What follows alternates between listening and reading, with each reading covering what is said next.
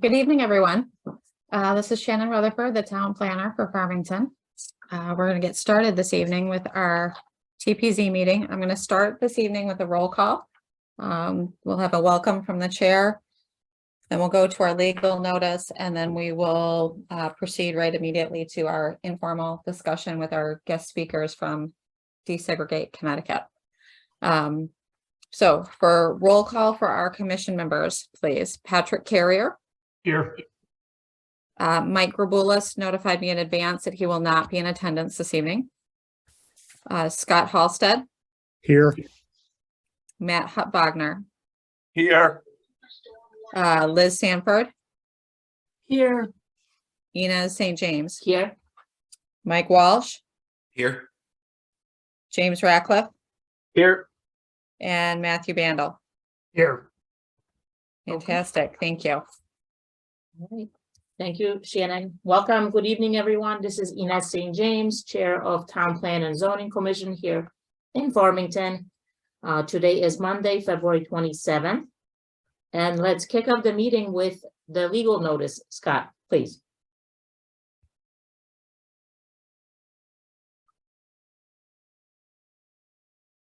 Scott? You're on mute, Scott. I'm on mute again. I'm all good now. Thank you. All right. Notice is hereby given. Here we go. That the Town Plan and Zoning Commission will hold an online public hearing Monday, February 27, 2023 at 7:00 p.m. on the following applications. Carrier Holdings LLC application for special permit for intensive construction, blasting, hammering, rock crushing, and rock screening associated with subdivision road work, utilities, and foundations for 1246 Dominique's Court R30 zone. BB Development LLC application for special permit and site plan approval for gas station with convenience store located at 368 Plainville Avenue, B1 zone. Interested parties are encouraged to participate in this online public hearing. The link to this meeting can be found on the Town of Farmington's website at the address on your screen. A copy of this proposal is online at the address on your screen as well, or by calling the Planning Department at Farmington Town Hall at 860-675-2325. Dated at Farmington, Connecticut, this 9th day of February, 2023. Town Plan and Zoning Commission, Inez St. James, Chair. Thank you Thank very you. much. All right, before we get into our informal discussion, new business and public hearing, we do need to assign someone in place of Mike Graboulas. James Ratcliffe, are you okay being a voting member this evening? Yes. Okay, so that's for the entire meeting. Thank you. And Mike Walsh, would it be okay with you if you were a voting member for Carrier Holdings? Yes, it would. Excellent. Thank you. All right, we got that covered. So again, good evening. And we have folks here from Desegregate Connecticut. And who do we have? We have Pete and Christabel with us this evening. Pete Harrison and Christabel, I'm not going to, Calabretta. That's right. Thank you. From Desegregate Connecticut to do a presentation to our TPZ Commission and as part of our discussion about housing in general. So welcome to both of you. I've got your presentation on the screen. I'm happy to click through as we're ready to go to each new slide. Yeah, sounds good. Thank you so much, Shannon. And thank you, Madam Chair and members of the commission. Really appreciate the opportunity to speak about our proposal this legislative session. My name is Pete Harrison. I'm the director of Desegregate Connecticut. And I'm actually going to turn it over to Christabel to start things off. Hi, everyone. My name is Christabel. I'm a legal fellow at Desegregate Connecticut. I'm going to start off our presentation by just talking a little bit about who we are, what we do. So if we could go to the next slide. Desegregate Connecticut is a pro-homes coalition of neighbors and nonprofits. Some of the things that we believe in are creating abundant and diverse homes and communities and promoting economic prosperity, social inclusivity, and environmental sustainability. We can go to the next slide. in order to tackle the things that we believe in, we do take an all of the above approach. We do that by building by having initiatives that aim to build more types and kinds of homes, acting with all levels of government, and working in and with diverse coalitions. Work, Live, Ride is centered around transit-oriented communities. That is going to come up over and over again in this presentation. So just to kind of tee that up, transit-oriented communities are centered around riders and pedestrians. They offer diversity of homes and jobs, and they create exciting and sustainable places to live. New England in and of itself is transit oriented, between like trolleys and bike lanes. I mean, I personally live in West Hartford. It's extremely transit oriented here, very quintessential New England. So the Work, Live, Ride bill that we are proposing is not so far out of what Connecticut is already used to. In fact, Connecticut today is transit rich. Just to point out that these, I believe, are statistics from before COVID, but a lot of what is highlighted, these transit systems are still in place and still running. Just wanted to highlight that here. This is a slide that depicts what we learned in the previous legislative sessions. In the previous sessions, we have learned that mandates are unpopular. It's much more amenable to communities if they can opt into something, or if they at least have like some sort of discussion around what they will be getting themselves into. The one size fits all narrative is kind of true. If we don't have buses, we don't really have effective cities. Local capacity and infrastructure issues are a major barrier, and local planning commissions should be partners in this bigger discussion. And following these slides, we're going to get into our plan for 2023, which is Work, Live, Ride. And I'm going to turn it over to Pete for this section. Yeah, thanks, Christabel. And thanks, everybody. So yeah, we started with a presentation of just having a level set of kind of some of the lessons that we learned last year. And I think that's partly also why we're doing presentations like this kind of across the state, to give folks a heads up about really what we're planning and how we're trying to reset some of the dynamic between state and local control and advocacy groups and planners. So really appreciate the opportunity to discuss that with all of you. We can jump to the next slide. So basically what we are proposing with Work, Live, Ride is very much different in many ways from the bill that we proposed last year. Basically, this is a legislative proposal that we have currently. We're waiting for a bill number and a hearing date in the Planning and Development Committee that probably will be the first week. Well, actually next week's the first week of March, so probably then.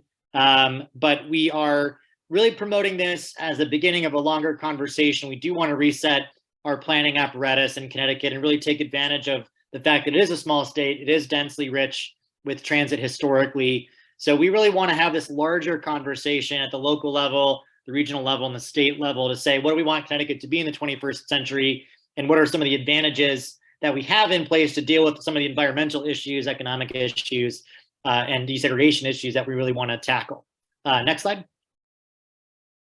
So the Work, Live, Ride framework, very specifically, we're going to just spend the next few slides going through what the hell we're actually talking about and proposing. The basic gist of it kind of works in two ways. As Christabel mentioned, this is an opt-in process. So Farmington would have no mandate to do so. You as the P&Z will have the opportunity to sort of walk through this process and see if this is something that makes sense for you. But the process starts at if the Planning and Zoning Commission, along with other stakeholders in town, want to opt in to creating a transit-oriented community district somewhere in Farmington along presumably one of the CT transit bus lines. Obviously, Farmington does not have a rail line. Within that framework, there are a couple of different ways to design that TOC district. Number one is if a community has already done that, like West Hartford has just most recently in the area, they would automatically be eligible. In the case for Farmington, you might want to create something like this yourself kind of on your own, along some compliance with what the state would propose. There's also the opportunity, if you want to consult with the state, to have some resources for actually planning to do so as well. In any case, the vehicle for sort of getting all this kind of carrot funding that we want at the state to go into these districts, you would be coordinating with this Office of Responsible Growth, which exists in OPM right now. Governor Rell started this office back in 2006. Many of you, I'm sure, in the commission are familiar. This is sort of where the plans of conservation and development, the affordable housing plans sort of live in review.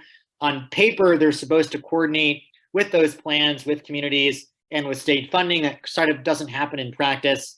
So we want this Office of Responsible Growth to have some statutory power, both to oversee these plans, to help town P&Zs and planning offices actually execute these plans by steering all this discretionary state funding from a number of different funding sources across different agencies, which we'll get into these districts to make sure that things can actually get built that are transit oriented. Next slide.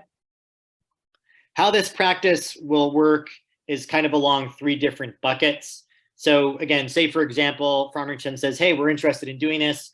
We're not exactly sure capacity wise.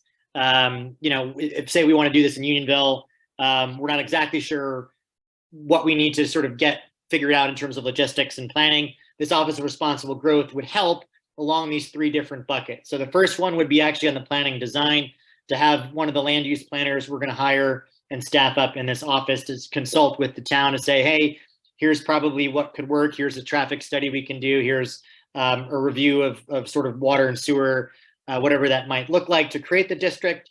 Second bucket would be the actual infrastructure improvements. We would want to see anything from, beautification processes and pedestrian improvements to brownfield remediation to water and sewer expansion, anything that statewide could funnel money into getting these sites building ready to lower the cost for development would be part of this. Then on the third bucket is actually hopefully trying to get some other state funding that's floating around for affordable housing into these districts specifically to coordinate again at the sort of per unit level to subsidize whether it's extremely low income housing or the sort of more traditional 80% AMI, whatever that might be that makes sense for the town of Farmington to decide. There'd be some back end money to hopefully subsidize that to make it more attractive for developers. So that's really the 3 buckets this Office of Responsible Growth will be coordinating at the local level with you all, and then also coordinating at the state side to get funding tied in and sort of expediting those processes and making sure there's some predictability in this funding actually getting out. Next slide. So the way that we've designed the framework for Work, Live, Ride, there are 3 different categories. I'll highlight transit communities, which is what Farmington is. And this is any town or city with at least 1 local bus route. I believe you all have 2 CT transit lines. I believe 1 obviously on Route 4, and I think on Route 6 over by Tunxus. I grew up in Avon, so I'm pretty familiar with Farmington. Very bullish on Unionville's future, by the way. But you would be a transit community. If you go to the next slide. Basically, what the requirements for qualifying as a transit community for Farmington's sake, having, I believe, a population of 26,000, if I'm not mistaken, the TOC district that ultimately you would have to create, the baseline would be 20 homes per acre as a density level. There's obviously tiered different densities based on rail infrastructure and population size. So a West Hartford or a Hartford would have higher density and sort of different requirements. For communities with bus service, it's a little bit more scale to be both still density and encourage more ridership on these infrastructures, but not so dense that it would, not make sense sort of in the characteristics of the community currently. Next slide. So as I said, Farmington is a transit community, it's 20 homes per acre. I just want to emphasize that, again, different from the proposal last year, this is very much what you decide in terms of size, in terms of location. It could be even non-continuous parcels of land. There's very much local discretion about what this TOC would look like, where it would be located. That is the obvious part to start because you have the expertise of logistical concerns and where you'd like to see development in Farmington. We as advocates don't, the state doesn't either. There's no reason for that kind of top-down approach. This is very much bottom up of you deciding where you think this makes sense, roughly what's a reasonable size of this, and determining that just based on some of the guidelines. The Office of Responsible Growth would work with the community to kind of figure out that process and the design of it and implementation going from there. Next slide. So as I said, we really want to have discretion for how big these districts are, where they're located, if they're split up in different parcels. But the basic gist of what the compliance would look like at the state level has to be a reasonable size, has to be at least part of the district within a half mile of, in case of Farmington, a bus station. That reasonable size is determined ultimately by Office of Responsible Growth, but in the statute of the bill, we're trying to really lay out what that qualification would look like in the context of geography, demography, housing needs for the community, the district level. We're not trying to superimpose a massive district. It might make sense for Farmington to have something smaller, maybe 50, 100 acres. West Hartford's TOC is closer to 200. There's a lot of variety within that, very much intentionally based. We want to see as of right mixed use development within these districts. That doesn't, of course, preclude oversight of where things can go, but generally we want to lower the cost of development, particularly for that missing middle component, that sort of 2 to 10 home development where we just historically kind of lost that in Connecticut. We want to see that kind of scale. We're not really talking about the large scale 500 units. We want to see infill development in walkable communities that really makes sense within the infrastructure that exists. We do have affordability levels at a sliding schedule, kind of based on market conditions and opportunity maps that the Connecticut Housing and Finance Authority has kind of created as a baseline. I'm not sure what Farmington would look like, but it could be anywhere range from like anything over 10 development or any units per 10 units per development could have a 5% affordability requirement up to a 20% affordable requirement based on kind of that map that we have sort of tiered in this presentation. I don't specifically know obviously where the district might go in Farmington, so it would kind of vary based on that. But it's, again, to avoid this kind of one size fits all approach. It's to have different context of what we want market rate and affordability kind of based on the local circumstances.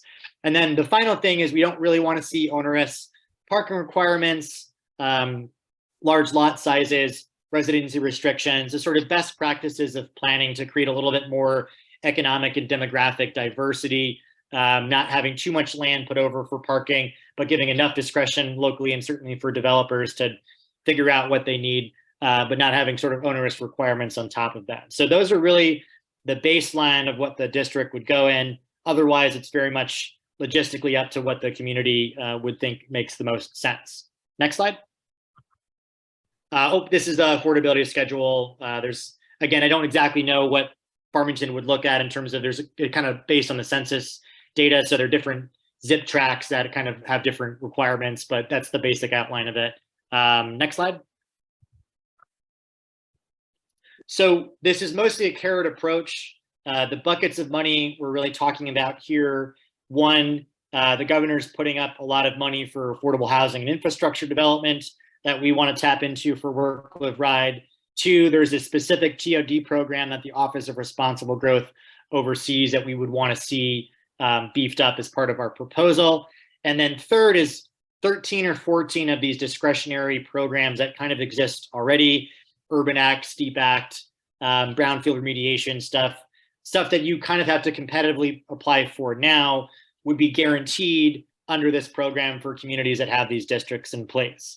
If a community doesn't opt in, for example, Farmington as a transit community could be eligible for this. If you decide not to, that's fine. It's not a mandate. But what that would mean was those 13 or 14 discretionary programs, Farmington would be ineligible for that. It's not really designed to be a stick or a backdoor mandate. It's just an acknowledgement that there is limited resources at the state level. And really, we should be coordinating state resources and communities that want to see kind of responsible growth and do it at their own pace, but to do it rather than not do it at all.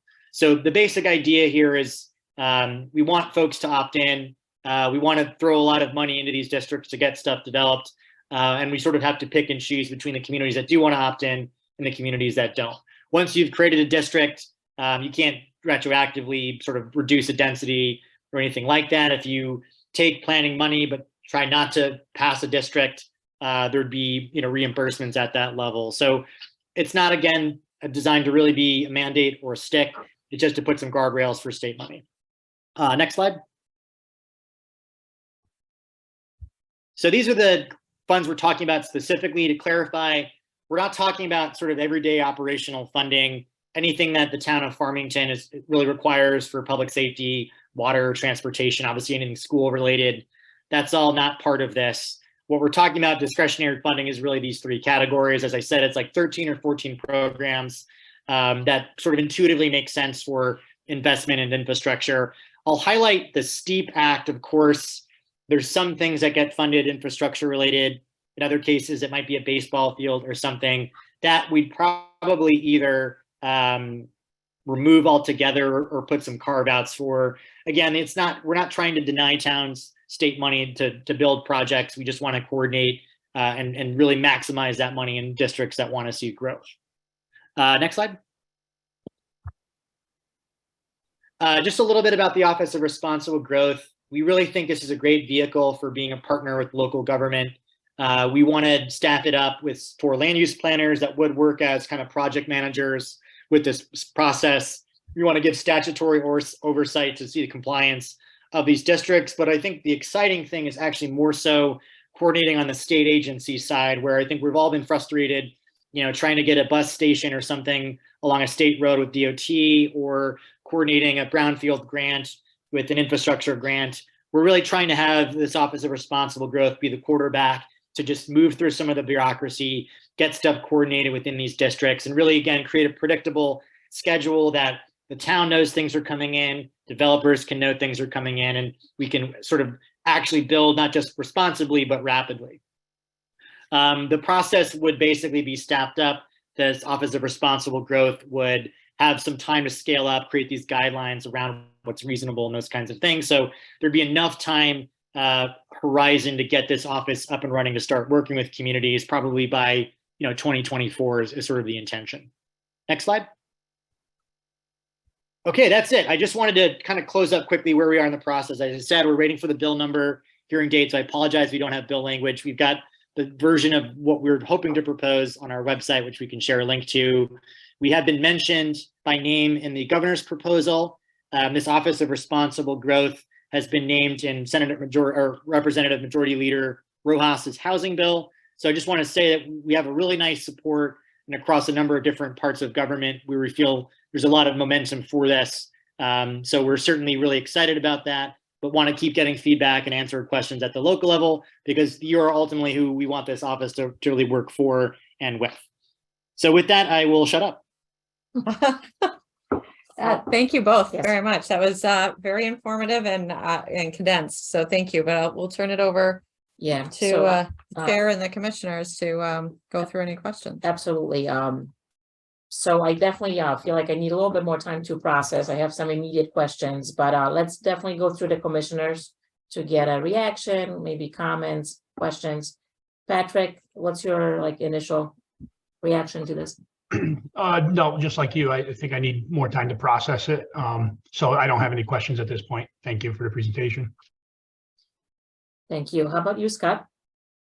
I'm kind of where you two are at. I think it's a lot of information and helpful in the context of the types of decisions that we're trying to make. I'm not sure exactly yet where it fits because I got to process it through, but I appreciate the time and the information that you shared. It's certainly helpful.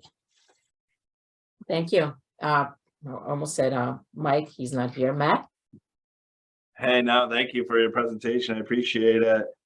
So, I mean, again, just so I understand what you're proposing here, right?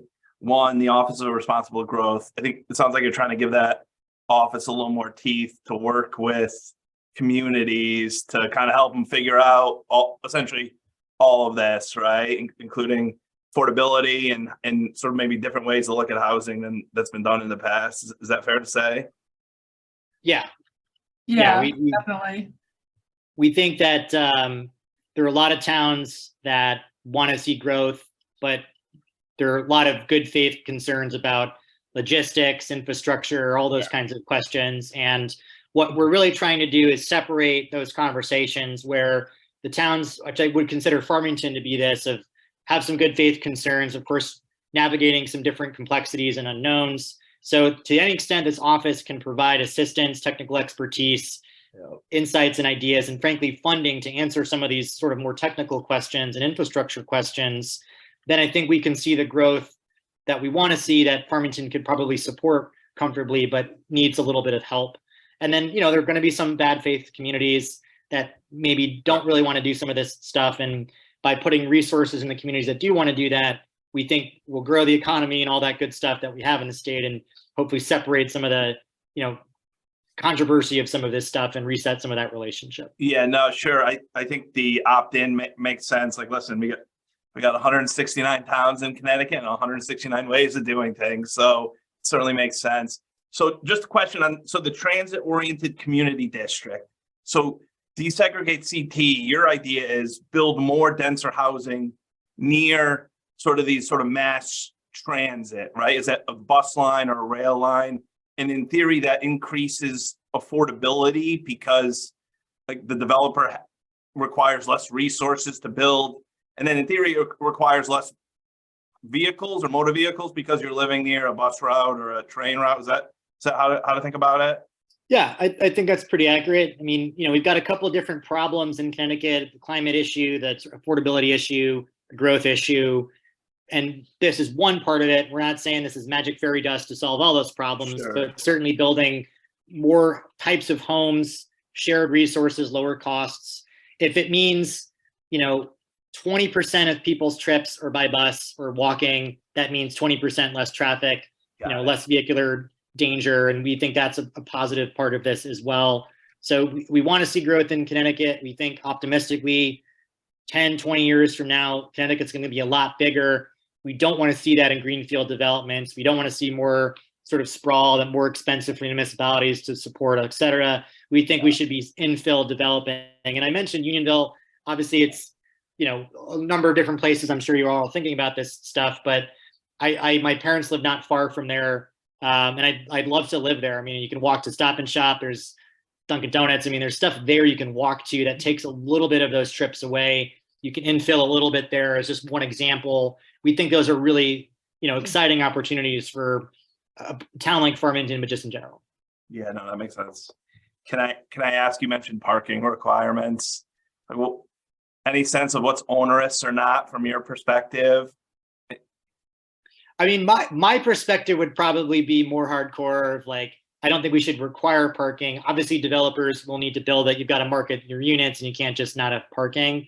But what we have put in is we don't want to put onerous in because I think sometimes people say when they hear no parking requirements, they think it means no parking. That's obviously not what we mean. Sure. I think Bethel, Connecticut's a good example. They did something where it was like, I think it was like 1.5 spots per apartment or something. It wasn't like 2 spots or 3 spots for a studio. It was Okay. a little bit of flexibility that I think would probably be in the guidelines that would be hopefully reasonable for everyone to kind of figure out. Okay, got it. Makes sense. All right, no, thank you. I'm good. Thank you. Thanks, Matt. Good questions. How about you, Liz? Well, this is all very intriguing, and there's some really interesting ideas going on here, and there's Uh-oh. sorry about that. There's a lot to it, but I'm intrigued. So I can't wait to hear and watch the process as the legislation goes through. Thanks for your presentation. I appreciate it. Yeah, thank you. Thanks, Liz. James? No, thanks for your presentation. I don't have anything additional at this time. Lots to digest, but I'm very interested, like Liz said, to see this go through the legislature and see what happens. Thank you. Fair enough. And how about you, Mike? Good presentation, but no questions. Thank you. Sure. And Matthew? Yeah, just 2 questions. So the 66 line is the one you were referring to that starts roughly at Tunxis and goes all the way through Unionville and then out through West Hartford. So you would assume that that would be the thoroughfare where we would do something like this upon? I don't want to speculate too much. I just having like grown up in the area that I was aware of that. Obviously, Farmington's a big town and there's different places to put it. I just know, I have little dream visions of what Avon could look like around Route 44 and Unionville could look like. That's a place to start, but you're the experts on these conversations where there might be market interest already or where you'd like to see market interest. I don't want to, it's not our job to do that. It wouldn't be the Office of Responsible Growth job either. That really starts with you guys. Okay, understood. And the second question I have, it's about your website. You have a zoning atlas, the Connecticut Zoning Atlas. On there, just looking at Farmington, it says basically all the sections except the gray satisfy the criteria. I was curious what the criteria is composed of. I'm not sure specifically what you're referring to, but on the atlas, there like the toolbar on the left has a couple of different attributes. It could be single family housing, 2-family housing, etc. So it sort of depends on the characteristics that you click, but what it kind of determines is, say, for example, if you click single family housing, you could then click, is it as of right or requires a special permit? And that would be the purple versus the gray indication. So it's just depending on a couple of different characteristics of whatever you want to measure. I don't offhand know if Farmington has as of right for single family or multiple family, et cetera, but that's the idea of it. Okay, understood. Great presentation. Cool atlas thing here, so appreciate it. Thank you. Thank you. Yeah, that was a really beast of a project. It's not even 169 towns doing their own thing. It's 2,200 different jurisdictions doing a different thing. As it turns out. Wow. Okay.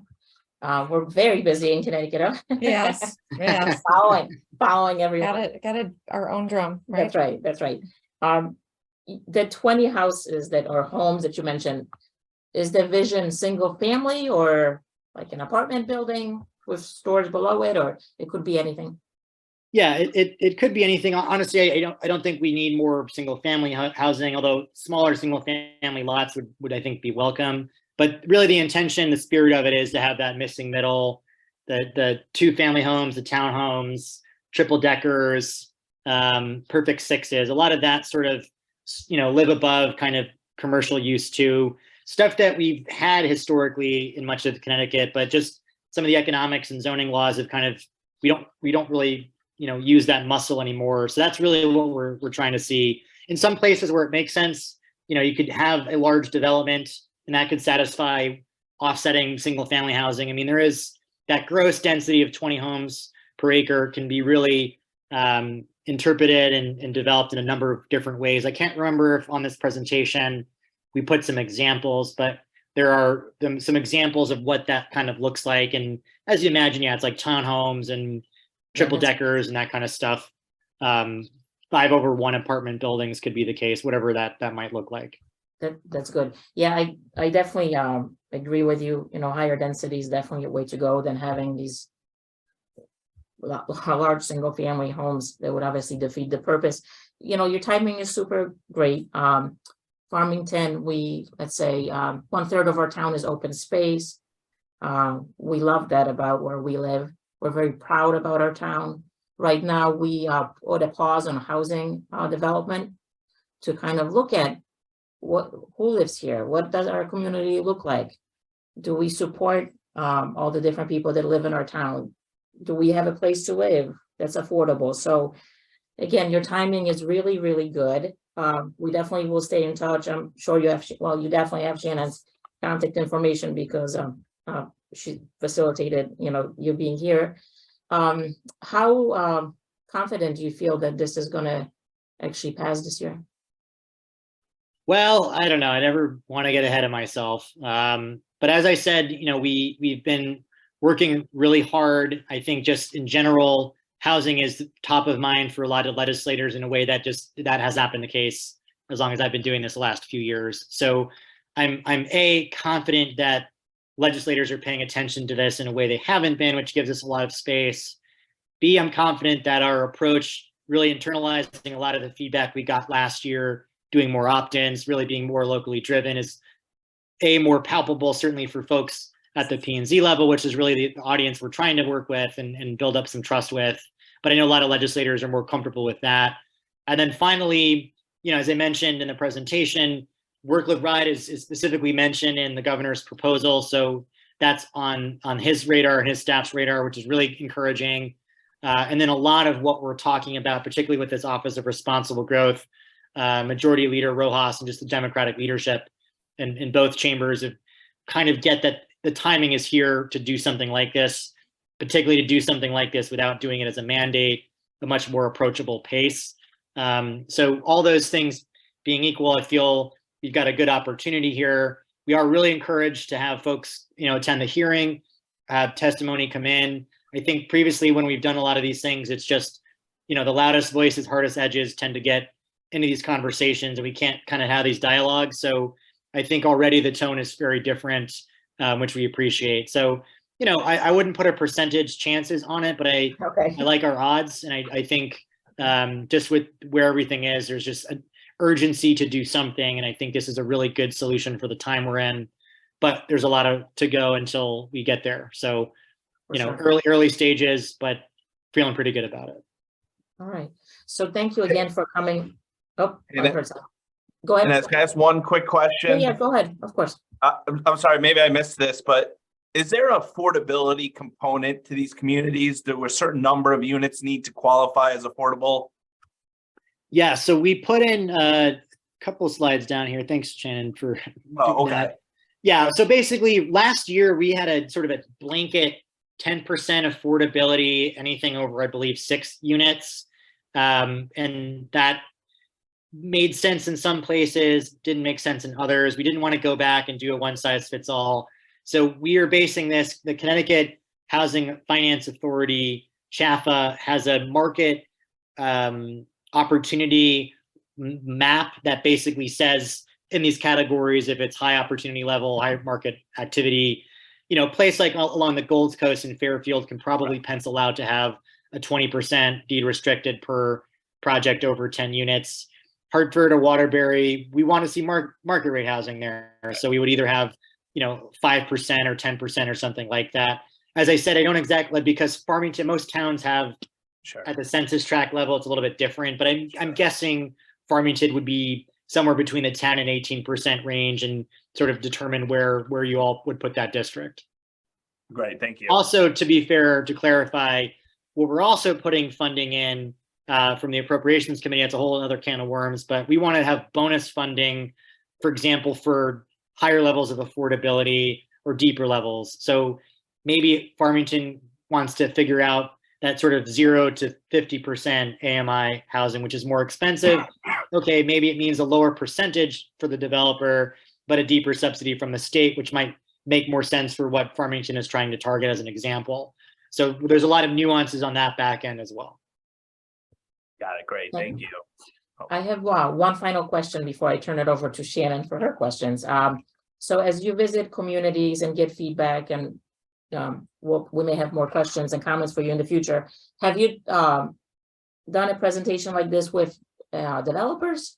And has there been any feedback? We haven't, I guess, there are a couple associations, the Home Builders Association is part of our coalition, and they're sort of deeply working with this. A couple of the conversation, like we've done a few of these P&Z meetings already, and just occasionally if there's a developer on for a presentation or something, we've gotten some feedback. And basically, a lot of these kinds of developments or zoning changes, as you all know, are sort of project specific, driven by the developer. We want to incorporate that reality as much as possible.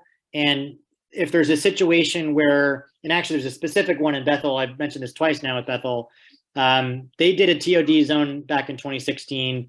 There's a former light industrial zone that's now mixed use with affordability. There is a developer that's interested. They're having an issue because without having a pedestrian crossing of the Danbury branch tracks themselves, it would be a 2-mile walk to get to the station right across from the lot. So the developer is sort of stuck because he needs to really know that there's going to be this pedestrian bridge connecting his parcel to the station.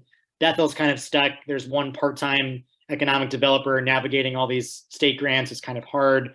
So that specific question of that collaboration between a developer that's interested in the town, that dynamic, we want to have this third party of Office of Responsible Growth there to say, what can we expedite? What can sort of be the top up to get specific things needed? So that we've sort of incorporated into the proposal. One thing that has come up, we talk about this missing middle component.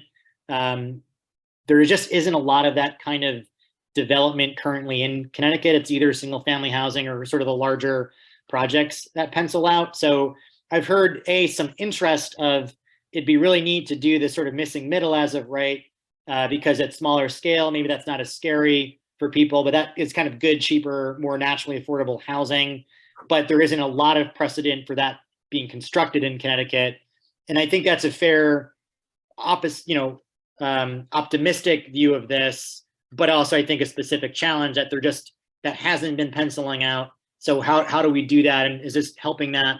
I think so, but I think that's kind of an ongoing question of how can we really get that type of housing incentivized and built? Because I think, again, I always think of with Unionville specifically, that missing middle would be great. Having big apartment developments probably doesn't make sense, but how do we incentivize that missing middle for developers? And that's something, frankly, we want to learn more about from developers. Okay. Thank you again. And Shannon, go ahead. So I'm gonna, a few things, Pete, would you define missing middle for us? So, because I'm assuming not everybody on the call is going to necessarily understand that term or specifically how it's being utilized in this framework.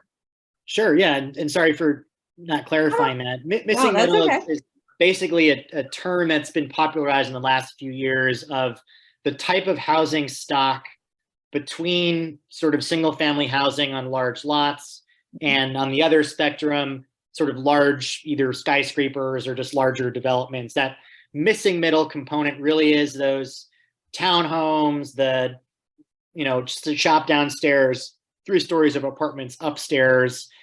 We are sort of thinking about it in terms of a development of 2 homes up to 10 homes per development. Village cluster housing, that could be single family housing, but generally that kind of sweet spot of a multifamily, but maybe not large scale, but really fits nicely into this kind of infill development. And I always, driving by that new, I guess it's a CVS across the street from the right by the river.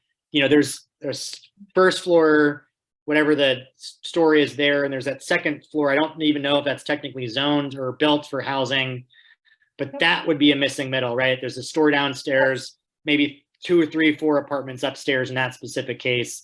That scale is really attractive for, I think, a lot of the problems we have, in Connecticut housing. Okay. I've got a follow-up question. Thank you. I think that's helpful. I'm thinking parking garage. for everyone on the, again, because I think it's been phrased different ways for folks. So Yeah, fair enough. with that, we also hear, so I'm looking at the percent requirements and understanding it in this, the framework of smaller developments and in many cases, rental, right? So if it's shops on the bottom floor and apartments up above, typically it's rental. They're not condos that are going to be up above. In working with developers that don't work and utilize it or have an understanding of affordable housing requirements, right? So if we're saying that some of those apartments are now, we would like to see those as affordable, and it can be different. They're not necessarily going to be designated that from affordable housing from a 8-30G standpoint, but if we wanted those to be deed restricted and apartments, then how do we help educate the developers on what needs to get done? What's their responsibility for this now? Ideally in perpetuity. I know they can be deed restricted for limited time frames, 30 and 40 years is typical, but ideally it's in perpetuity. But we're dealing with then developers that are looking at, it was a property owner that's looking to redevelop the property, and has no idea how to implement these these requirements. So as part of that, in the framework with the ORG and getting some Yeah. education and assistance to the underlying owner and developer. Yeah, and it's a great question. I mean, I think obviously sometimes property owners are not developers, right? So they're sort of navigating this in the dark. And really the intention would be this Office of Responsible Growth, these planners on staff would be really equipped to help navigate that. I will say, just to clarify too, the affordability requirements on the screen here, that kicks in at the 10 plus unit development. So anything in that missing middle component, as we've defined it, that sort of 2 to 10 home, would not on the baseline guidelines require any percentage to be affordable. And we are doing that intentionally to kind of keep that simple. In theory, if there's this third component, that home creation subsidy we're talking about, if there's a way that money's available and some of that percentage Farmington could figure out to help offset that, that's certainly possible. But as the baseline guidelines, anything under 10 units per development would not have any affordability requirements, partly to encourage that missing middle that we're talking about, which we know is already going to be more sort of naturally affordable, but also to kind of reduce the complexity for that property owner that's not a developer, for that smaller, couple cousins together starting a development firm or something, where we kind of lost that smaller scale developer side of stuff. So that's really, we're trying to keep that as simple as possible to encourage that sort of level of competition, innovation, and creativity that has been there historically for a lot of the housing stock in Connecticut, but just we haven't done that in many, many decades. So, hopefully with the ORG in place, the simplicity of what we're talking about, that's a little bit more attractive for that property owner to say, hey, actually, I think I can make this work. Obviously, it's still dependent on market conditions and all that other stuff, but trying to keep it simple. Okay, but I guess the point is that for the developer that's inexperienced with having to navigate affordable housing requirements, so they're at 15 or 20 units, they would, part of the ORG's, ideally, the platform that's being created, the ORG would be there to provide the assistance and guidance. Yeah, that wouldn't fall under you having to walk somebody through that. That would be, this Office of Responsible Growth, whoever that planner it's project managing would take that responsibility. Okay. And I think I heard at one point it sounded like it wasn't necessarily set yet, but the base area that a transit oriented community would have to be set for the municipality, depending upon the size of the municipality and the transit available in that municipality. So the thought would be that this would come in then it kind of is like an overlay district on top of an existing zone or area within the community. Is that? Yeah, correct? basically, trying to have maximum discretion. So it could even be non-continuous. Conceivably, if you wanted to split up some of the parcels on a train line on route, or a bus line on Route 4 and on Route 6, that could all be incorporated into the TOC district. So it could be concentrated in one place. It could be split up amongst different parcels, as long as some of the district is overlapping that half-mile distance of the actual transit station. That would satisfy the requirements. But otherwise, there's a lot of flexibility. Again, intentionally, you would know better than the state where that sort of makes sense to concentrate. Okay, but the area, the goal is that area threshold will ultimately be part of the bill that's being discussed. So there'd be, depending upon the municipality size and transit available, the threshold area that we are, I'm going to say required when if we choose to opt in. So I'm using the term required, assuming we opt in, but in order to qualify, we would need to meet that area threshold in order to hit the qualifications then to continue. So what we're really trying to say, and again, it's not always up to us kind of what gets into the language, but how we would see it working is not actually defining a threshold of acreage required. It would be subjective and reasonable. And part of that is actually what the Massachusetts bill, their guidelines came out after our hearing, but the MBTA communities bill, that was originally what we had put ours sort of based on, they came out with this kind of setting too, of a reasonable size as determined in collaboration between the community and the state, recognizing again that there's some local context that matters. So we don't want to have a minimum of 50 acres or 100 acres or anything like that. I mean, last year we did do that. It was a 500-acre half-mile radius around a train station or bus station, knowing full well that there's probably only about 20% of that that's developable. But we kind of got rid of that mindset because, Okay. you know, it was confusing, and we just want to have discretion for local communities. Great. I think Thank you. in practice, you know, probably you couldn't get away with doing like a 5-acre district or something, but how that would actually work contextually would really hopefully be locally based. Gotcha. Okay, thank Okay. you. And you have slides for us. And yes, so if you're agreeable, what I was gonna do is I didn't share the slides in advance, figuring that it would be helpful for you and Christabel to run through the presentation initially with the commission, but I was gonna share it with my commission members. And obviously now it's in perpetuity on our recording for the meeting. But share it with the commission members, and I'm assuming they can either funnel questions to me and I can get them to you, or feel free to reach out to you directly if there's something that they need clarification on. Absolutely, yeah, please do that. I think I'll actually just see if we have, I can't remember if I put on some of those like 20 homes per acre images of what that looks like. So I'll take a quick look at that. If I haven't done that, Jen, I'll just send you this with that on there. But otherwise, happy to have those conversations after this. That's great. Excellent. Thank you Perfect. again for joining us. Thank you both for calling in and being part of our discussions on this, and yeah, expanding our thoughts. That's right. Well, yeah, for thank you so having much us. for the opportunity. You got it. Absolutely. Excellent. Thank you. Thank you. Have a good evening. Have a good night. You too. You too. Thank you. All right. Great questions, commissioners, also. Thank you. All right, new business. Let's go through new business because we do have public hearing. We got a couple things, yes. Yeah. So, All right, first application is an application, excuse me, from Christopher Hutwelker. That one is being continued, Shannon, or? correct. Okay. So we can just do a quick, the applicant needs to rework a few things. So if we could count just a motion to continue to March 13th, I'd appreciate it. Okay, thank you. Patrick, you got this? Oh, yeah, Patrick here. I'd like to make a motion to continue the sign application by Christopher Hutwelker, located at 1795 Farmington Avenue, for the March 13th, 2023 meeting. Second, Ratcliffe, second. all in favor? Aye. Aye. Opposed?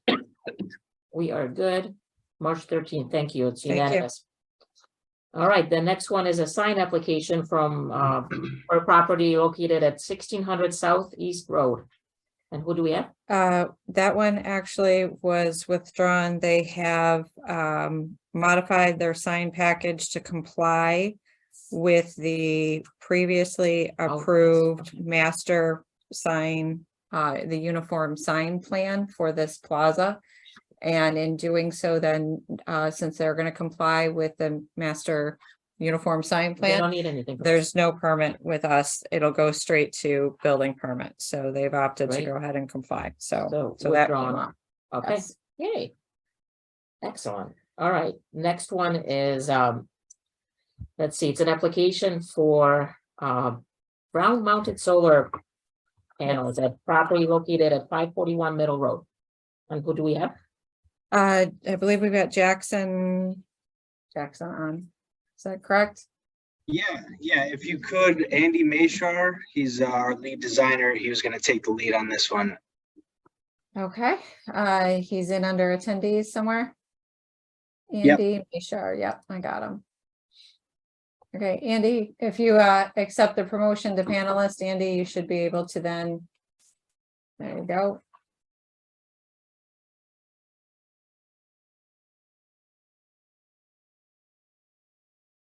So Andy, you should now be able to unmute your microphone and your screen at your will.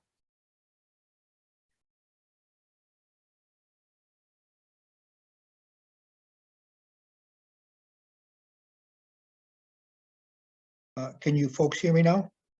There you go. Yes, we can. Okay, thank you. Good evening. Good evening. So if you can just state your name and address for the record and then explain to the commission the application you're presenting for 541 Middle Road, please. Okay, Andy Mayshar, Mayshar, 309 Mill Road in North Haven. Welcome. Thank you. And I'm presenting an application for a ground mount solar array at 541 Middle Road. We previously went to a zoning board of appeals for a side setback variance, which was granted. The current location of the ground mount, again, we have the side variance and it meets the rear setback and it's in the rear yard.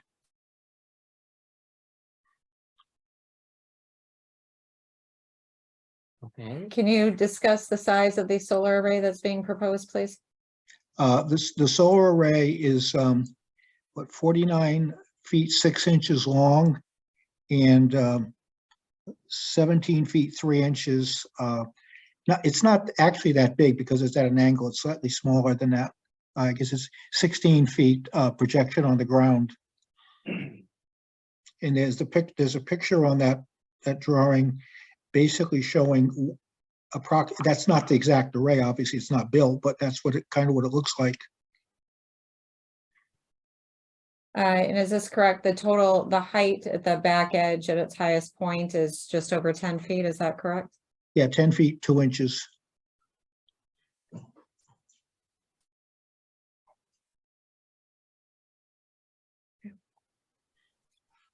And the trenching for other than the solar array itself, is there any other box or equipment that'll be exterior? I'm assuming all the conduit is underground. The conduit is underground. At the house, there will be there's a second utility meter and a disconnect on the house. Okay. Okay. So, all right. So, thank you. So Shannon, this went to ZBA before us? Correct. Why? Because it needed a variance for the side setback and it has to have a variance. The TPZ can't approve any project that is not compliant with the zoning regulations. Okay. So if it's not compliant, so they need the variance first before it can come to TPZ. Okay. So it was successful in the variance, which was included in the information. Yes, I So- did see that. yeah. And this is a single family home. Correct. Now, is it with well and septic or no? I don't believe so.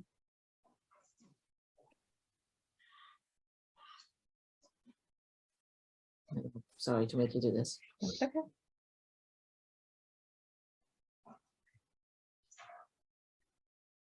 I'm pretty sure because it's over by Yukon that it is. Sorry. No, it's okay. I just, I I understand that wrenching, right? But like, I just want to make sure we're not in the way of Yeah, well, that's regardless, they would have to. septic or water or, So sanitary sewer, they do have sanitary sewer through the back of the house. okay? There is public water in the area. I believe it's MDC. Yeah, it's MDC over there. Okay. All right. So. But the sanitary sewer lines coming in. That's the drainage, sorry. So sanitary sewer Okay, thank you. through there. All right. Thank you for the information. Let's turn it over to the commissioners. Patrick, do you have any questions for the applicant? Not really. I mean, I'm just looking at it and it looks like it's pretty far. I mean, 5 feet is close, but it got the variance, the proper variance. So, and it's pretty far behind that other existing house. Is it shielded in any way? I mean, obviously it's got to be open to the sun, but that the image that we saw on the bottom had trees behind it. So I guess that would be my only question, I guess. But other than that, no other questions. Yeah, the homeowner, Tom did inform me that the array would not be visible from the neighbor's house. He's already talked to the neighbors in every direction. And yeah, I think there's either a fence and a tree line or just the tree line covers it, but yeah, it's not visible from their house. Okay, thank you. Yeah, no other questions. That's it. Thank you. Thanks, Patrick. Scott? Yeah, Patrick hit on my question, so no questions from me. Thanks. All right, Matt? No questions. Thank you. Thank you. Liz? No questions, thank you. Sure. James? The benefit of going last, no questions. Mike Walsh? No questions. And Matthew? I'll reiterate, James, no questions. My gosh, you guys called each other before the meeting? All right, kidding. So I'm just curious, so why wouldn't the panels go in the home versus mounted, ground mounted? Just, just having not access, it's gonna sound horrible, but just, there are trees in there. Just to me, I'm just curious why they're not being mounted on the roof versus the ground. Well, there basically isn't enough room on the roof and areas pointing towards the south. With the new fire code regulations in Connecticut, if you cover more than 33% of a roof, you have to have a 3-foot ridge access on both sides of the ridge.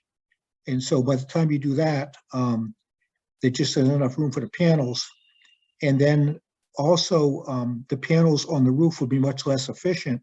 So it would take, because they're not oriented in the same direction as the array, the ground mount array. So again, it's just not possible to, they're sizing the array to cover the usage of the house. Yep, that makes sense. And I guess you have more flexibility, right, in turning them. Okay, so that's it. To me, I'm thinking it's probably a lot more costly to put them on the ground versus the home, but it's just an assumption. So somewhere in the documentation, maybe the actual application, there was a mention of homeowners possibly wanting to do a pool, in-ground pool at some point. Are you taking that into consideration with the placement? Well, we placed the array where the homeowner wanted it. So I'm assuming the homeowner took that into consideration. Yes. Is that the homeowner? No, that's Jackson. Jackson, I've got a gentleman on the, I don't know, because I had asked you to forward the information to the homeowner. Who?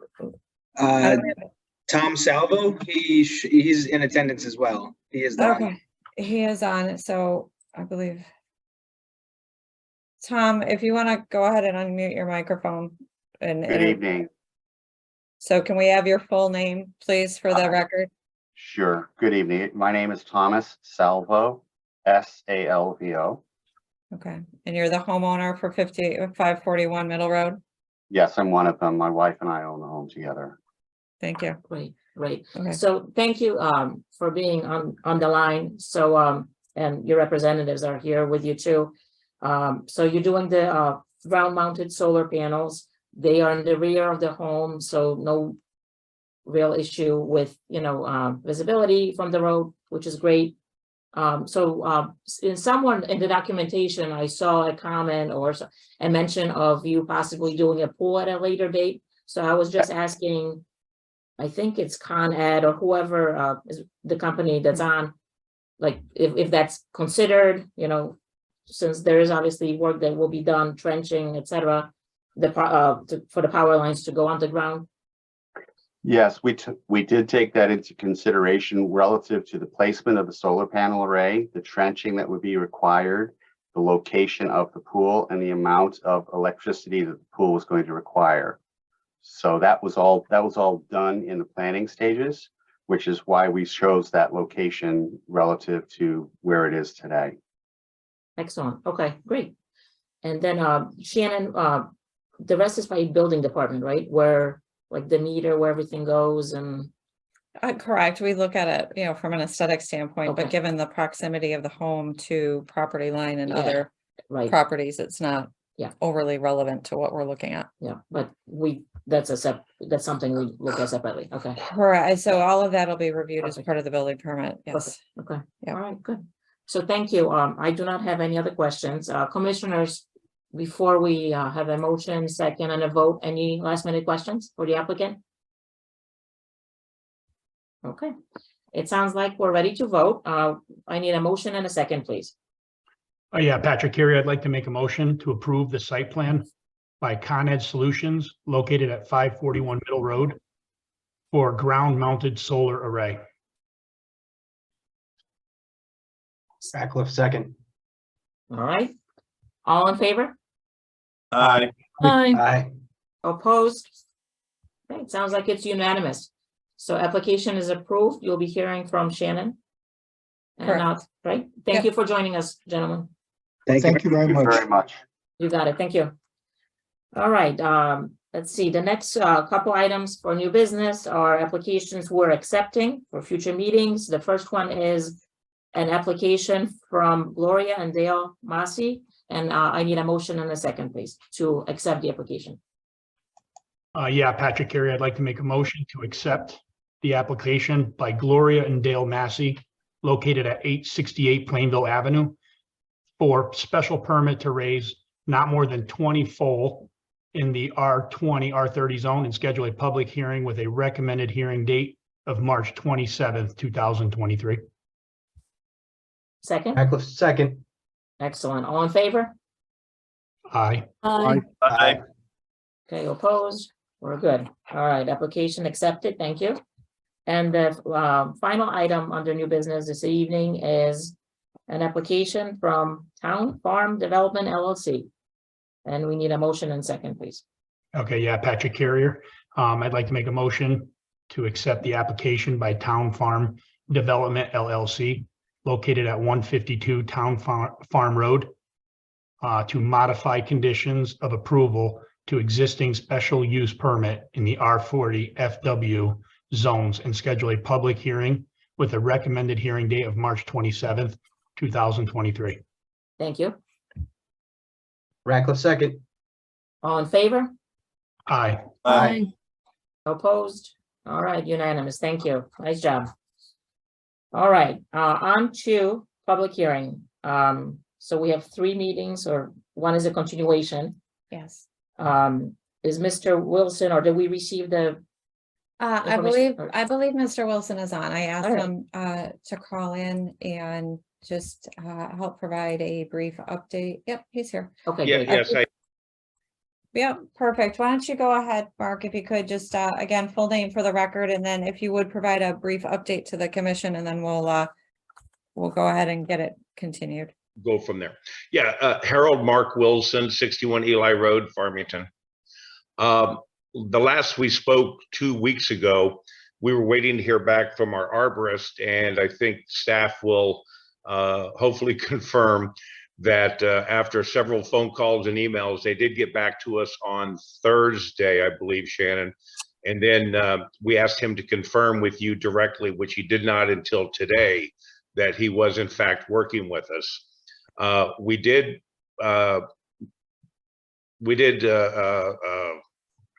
what am I trying to say? We staked out, if you will, the two westerly boundaries, the 2 westerly corners of the property. We did not have the opportunity to highlight the entire 352 feet that the property runs north to south, but we did map out the 2 corners. We were hoping they would come out this week and actually do the determination of what trees still existed from the existing tree list that was provided, and what determination and observations they could make. But unfortunately, we were hoping that would occur tomorrow, but now we're supposed to be getting snow.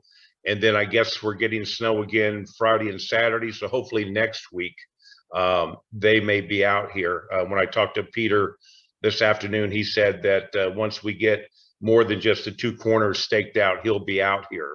So this week we will put up at least a number of tags across the back property line, the westerly property line, to be able to show him where the property ends, because the last observation he made here on site, he was just kind of walking westerly down the cliff, not knowing where the property actually ended.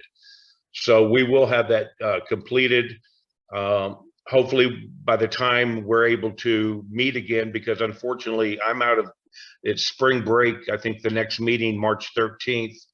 And I will be out of country with my family. Not, it sounds like a big deal, but just on a cruise out of Fort Lauderdale. But so the next time we'll be able to meet, if possible, be March 27th.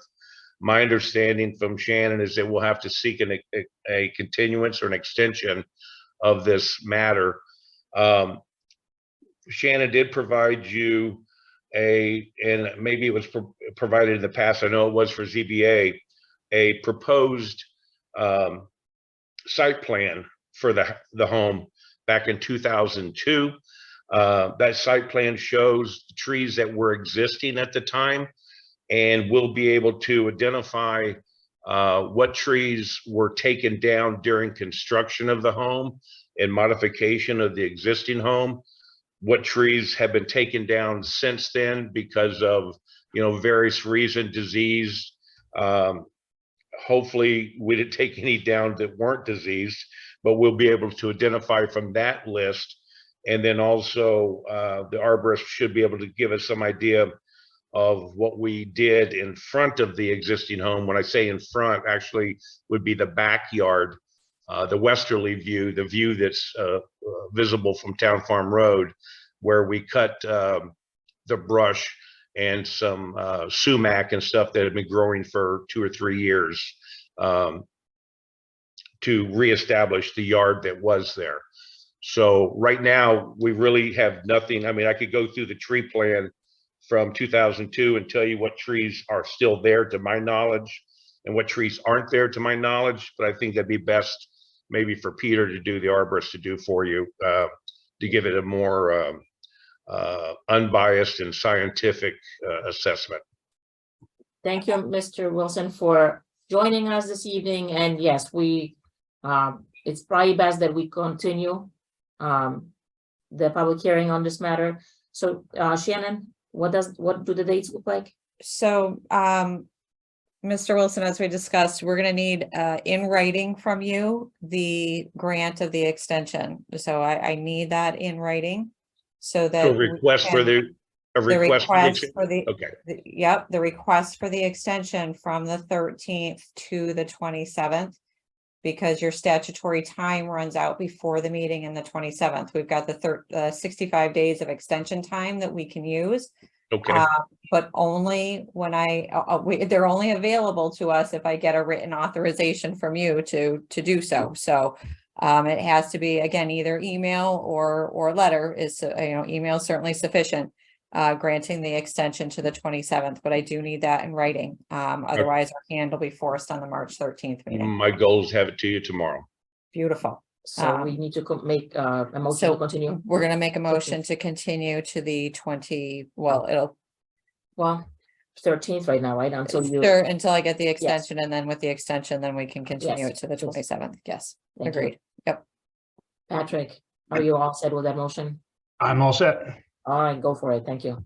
All right, so Patrick Carey, I'd like to make a motion to continue the application by Harold M. Wilson for special permit for clear cutting and restoration in Ridgeline Protection Area for property located at 61 Eli Road in an R80 zone until the March 13th, 2023 meeting. Thank you. Ms. Second, Sanford, I second. excellent. All in favor? Aye. Aye. All opposed? All right, motion accepted. Thank you. All right. So Shannon, you'll let us know. I'm Of sure. course. Okay, thank you. Thank you, Mr. Wilson. Thank you all. All right, the next item is an application from Carrier Holdings LLC. And Patrick, you are not participating in this matter, and Mike Walsh, you are in place of Patrick. Yes. That was really long-winded. Sorry about that. Thank you. All right, and so this is an application for special permit for intensive construction construction, blasting, hammering, rock crushing, and rock screeding associated with subdivision, roadwork, utilities, and foundations for 1, 2, 4, 6 Dominic's Court R30 zone. And who do we have? For the record, sorry. You do not look like Andy Carrier or You Andy know- Carrier. I didn't have a link, and so Annie was kind enough to share hers with me since she wasn't going to be able to attend. I did not Uh-oh. expect to see you this evening. Oh my God, that's funny. I'm sorry. For the Okay. record, Brian Panico with Harry Cole and Son, 876 South Main Street in Plantsville. So this subdivision was approved. We had put together the subdivision plans for Carrier Holdings. After they started kind of the initial construction, started getting things going to get the utilities in and everything, they realized that there was some bedrock too shallow for where we had proposed depths of sewer and water and all the other utilities. And then once again, foundations as well. And so we're before you tonight requesting a special permit for the blasting that's going to take place.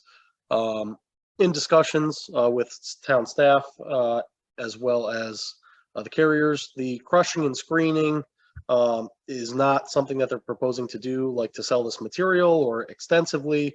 It's more or less just to break things down and get things off site as they need to. Hours of operation that they're proposing are 8 a.m. till 3 p.m. And with us tonight as well is John Barr of John Barr Inc. Drilling and Blasting. I'll ask him to kind of go into further detail as far as how the operation works. But as far as the regulations, the carriers are more than willing to follow the regulations, inspecting the wells in the houses within 250 feet prior to blasting, as well as abiding to the hours of operation that we just discussed tonight. So that would be the 8 a.m. till 3 p.m. I think currently the regulation says 8 to 2. So that's something that we are asking the commission to allow us to go till 3 o'clock in the afternoon, as that's at your discretion as well. Thank you. And the blast, so this is a subdivision of 4 homes, Correct. Yes. and the blasting is to accommodate each home, or is it for one of the sites, or is the whole thing? So at this point, we believe that it's going to be for all of the foundations. So each of the 4 houses will need the foundation, the blasting done for the foundation. And then along the roadway itself, you see it's kind of highlighted there, the green line being the sewer. And then just to the east of that, the water line as well would need to be blasted for the length of the road. Okay, thank you. And I, since it is a public hearing, I should probably do this reminder now, and we'll do this again at the next application. So thank you, Brian, for the presentation. Now we're going to turn it over to commissioners for questions. Because he mentioned John Barr is on the phone, correct? So the blaster's called in. So All I right. would like to, I think we want to hear from him. Yep, If you don't so, mind, please. yeah, no problem. So we'll hear from the blasting company. Thank you. And commissioners will go through their questions, and then we'll turn it over to the public. But thank you, and thanks for letting me finish my thought, Shannon, and go ahead, John. Sorry. Hello, I'm here. Hi there. Thank you. Okay. Oh. Okay, so I'll state my name, Jonathan William Bear, 21 Swimming Pool Road, Canton, Connecticut. At this time, with a couple meetings out there on the property to look things over, the road work itself is basically trench rock blasting for the sewer line and the water line. Probably looking at in the neighborhood of probably 7 or 8, maybe 9 days of drilling and blasting for the road work itself. Then the actual lots themselves, that's a little bit up in the air. We know there's ledge present, but we don't know if it's completely throughout the bottom of those lots or those foundations or not. So the thing we can really give you a good handle on right now would be the time frame for the road work itself, which would be the first stuff that is to be done the way I understand it. And then besides that, we referenced the time frame for the work as 8 to 2. In the last 2 or 3 times we've worked in Farmington, speaking with the fire marshal and kind of coordinate with him, we've kind of been almost more like 9 to 3 than 8 to 2, or but we try to finish up by 3 o'clock. He's in agreement with that. That seems to work well. Is there always a chance we run into an issue that would delay us a little bit? Yes, but it hasn't happened yet in the last 2 to 3 projects we did in Farmington with you guys. But we definitely, we'll do whatever you ask us to do as far as the timing of it goes. But it seems to be like 9 to 3. There'll be work going on, but no blasting except between the hours of 9 and 3, Monday through Friday. Nothing on the weekends, obviously, and stuff like that. And again, the pre-blast inspections, we're looking to do any structure that's within your 250-foot requirement of any area that needs to be blasted, on site itself. That includes the foundations, 250 from there and 250 from anywhere in the roadway and stuff, is the way we've handled it in the past. And that seems to work well too. And that's your guys' requirement. I guess, kind of that's the layout of what's got to go on over there. If you got some questions, I'm ready for them. Can I jump in? Yeah. John, this is Shannon Rutherford, the town planner. I've got just a handful of follow-up questions for you. With the 7 to 10 days of blasting for the road, what's your thought on number of blasts per day? What are you typically running? Is it probably 2, maybe 3, 2 to 3. Like I say, in a normal day, we would probably get over there around 7 o'clock and start to drill some holes and get some stuff together. And we're going to limit it to not more than 25 holes to a shot. So the thought there is that we're better to go with smaller shots and more of them, as opposed to bigger shots and less of them at the end of the day. So the idea would be to try to stay in compliance with the ground vibration levels and everything we need to do. But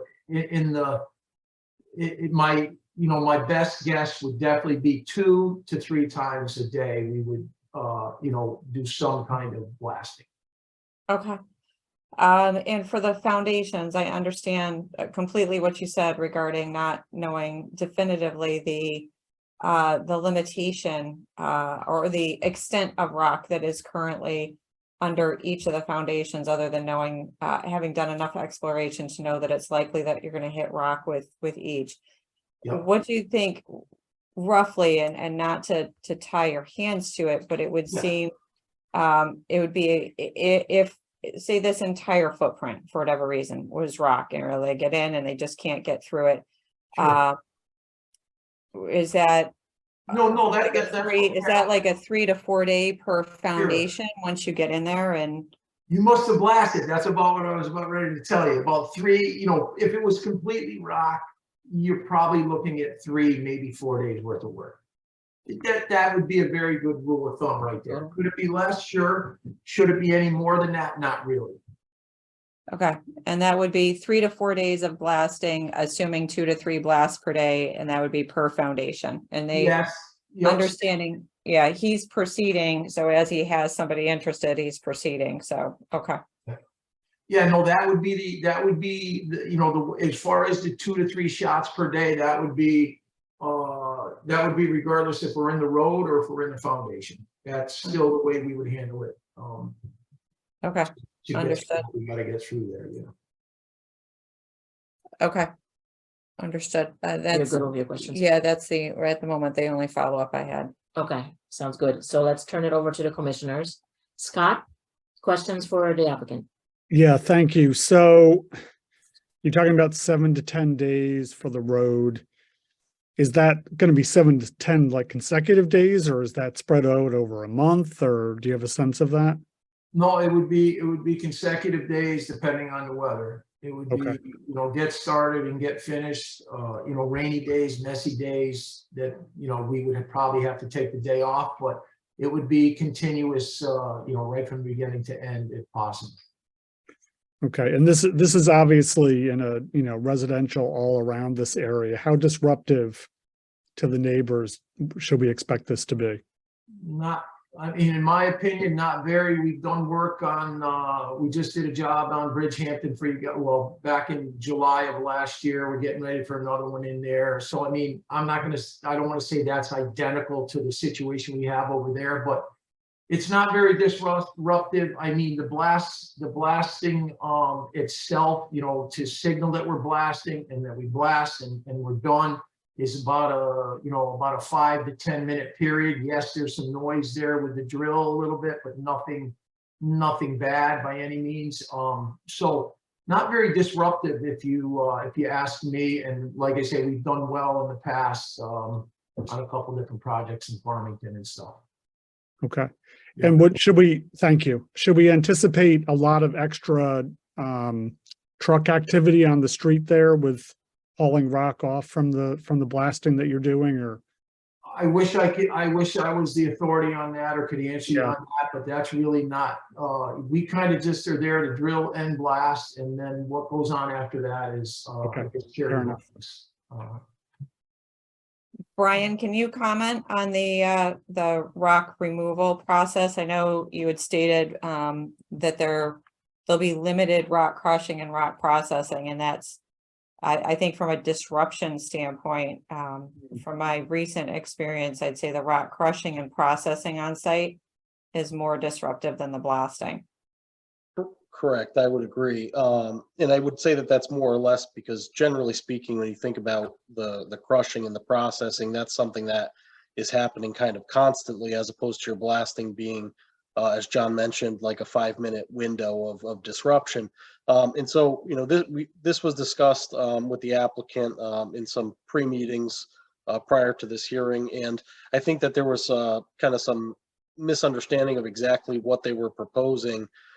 They're not looking to take this material, crush it down to, from stone down to 3/4 inch size, and then truck it off to certain people who are buying it. It's more or less taking this material out, getting it crushed down to a manageable size, just so it can be hauled away off site efficiently. In discussion, and John, you might be able to kind of fill in some of the blanks on the actual material itself, but it's not a material, I think it's like a red rock. It's not a material that you could use for like road base, or that you'd want to use generally for any of the type of work that's going to be occurring with this development, with a residential development like this. So to take that rock and crush it down and use it as road base isn't the plan here. So that will be also very limited as far as crushing and processing. The screening equipment that was discussed in the memo to everyone, that's a small portable screener, just like you'd see on any other development, screening topsoil and whatnot. So once again, limited disturbance, limited disruption.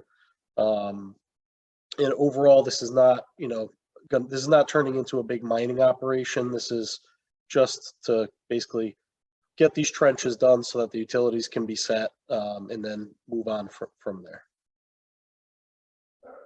I agree with what we're talking about for the type of rock that it is a red rock. It's not typical of what you would ever want to make like road base out of and stuff like that. It's a softer, it's rock, don't get me wrong, but it's a softer rock,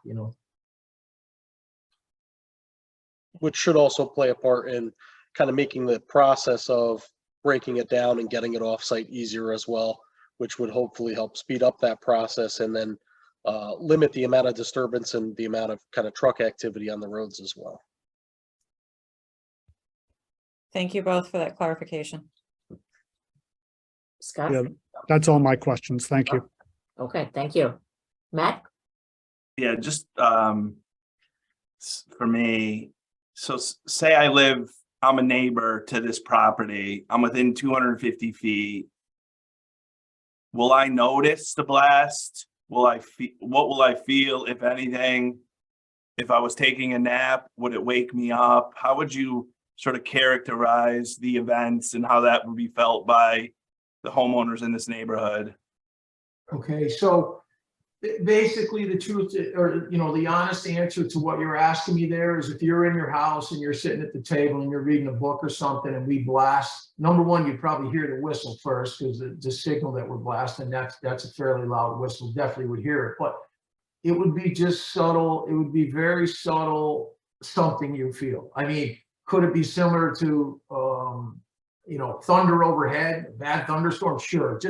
But again, it's so yes, would we ever tell anybody within 250 feet or wherever that you will feel nothing, everything's perfect, you'll never know anything happened? That would be a lie. But again, that's why we have our regulations with ground vibration monitoring, and we keep it, you know, we design the blast to work at the distances that we're talking about. If we had a house at 50 feet, we would design it to work at 50 feet. If we had a house at 250 feet, we design it to work at 250 feet. But the correct answer is yes, you would feel it if your kids are making some noise and the TV's on, maybe you don't even know it. But it just all depends. It all depends on that situation there. But it's very, you know, it's not like fireworks in the sky. It's just kind of a muffled, far off thunder is what it sounds like if you're outside and you hear it. Got it. Yeah. Got it. That makes sense. So if I live in one of these homes, do I have to worry about my foundation? Do I have to take mirrors off the wall or paintings off the wall or pictures off the wall? How do I think about that? Should not have to do any of that. I mean, I definitely understand the concern, and I would never, you know, if somebody felt comfortable doing that, we don't tell them not to do that, you know, as far as whatever they think. But no, nothing like that should ever have to be done, you know, based on the distances we're talking about and the way we're going about it. But again, we don't try to, you know, if somebody says, hey, should I take, you know, we let them do what they want to do. We don't tell them, like I say, in all the years I've done it, I know of no vibration claims is what we would call it in over 30 years. So I'm not telling you though that there isn't a little vibration associated with it, because there is. But at the same rate, you know, even the projects in Farmington that we've done in Bridgehampton, like I say, we had houses within 300 feet and nobody said boo after the fact. You know, early on, it's a top priority and get everybody comfortable. And then typically it's a big letdown once we get started and they say, wow, that's what it is. And say, yeah, that's what it is. Got it. That makes sense. Thank you.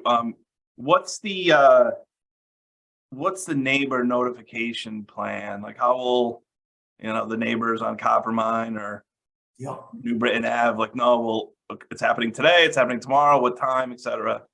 So what we normally try to do is the first time before we ever have blasted, right? We try to at least go knock on the door, say hi to them, let them know that we're here, let them know that the project started, let them get a little bit comfortable, explain to them that there's going to be 3 loud toots of the whistle.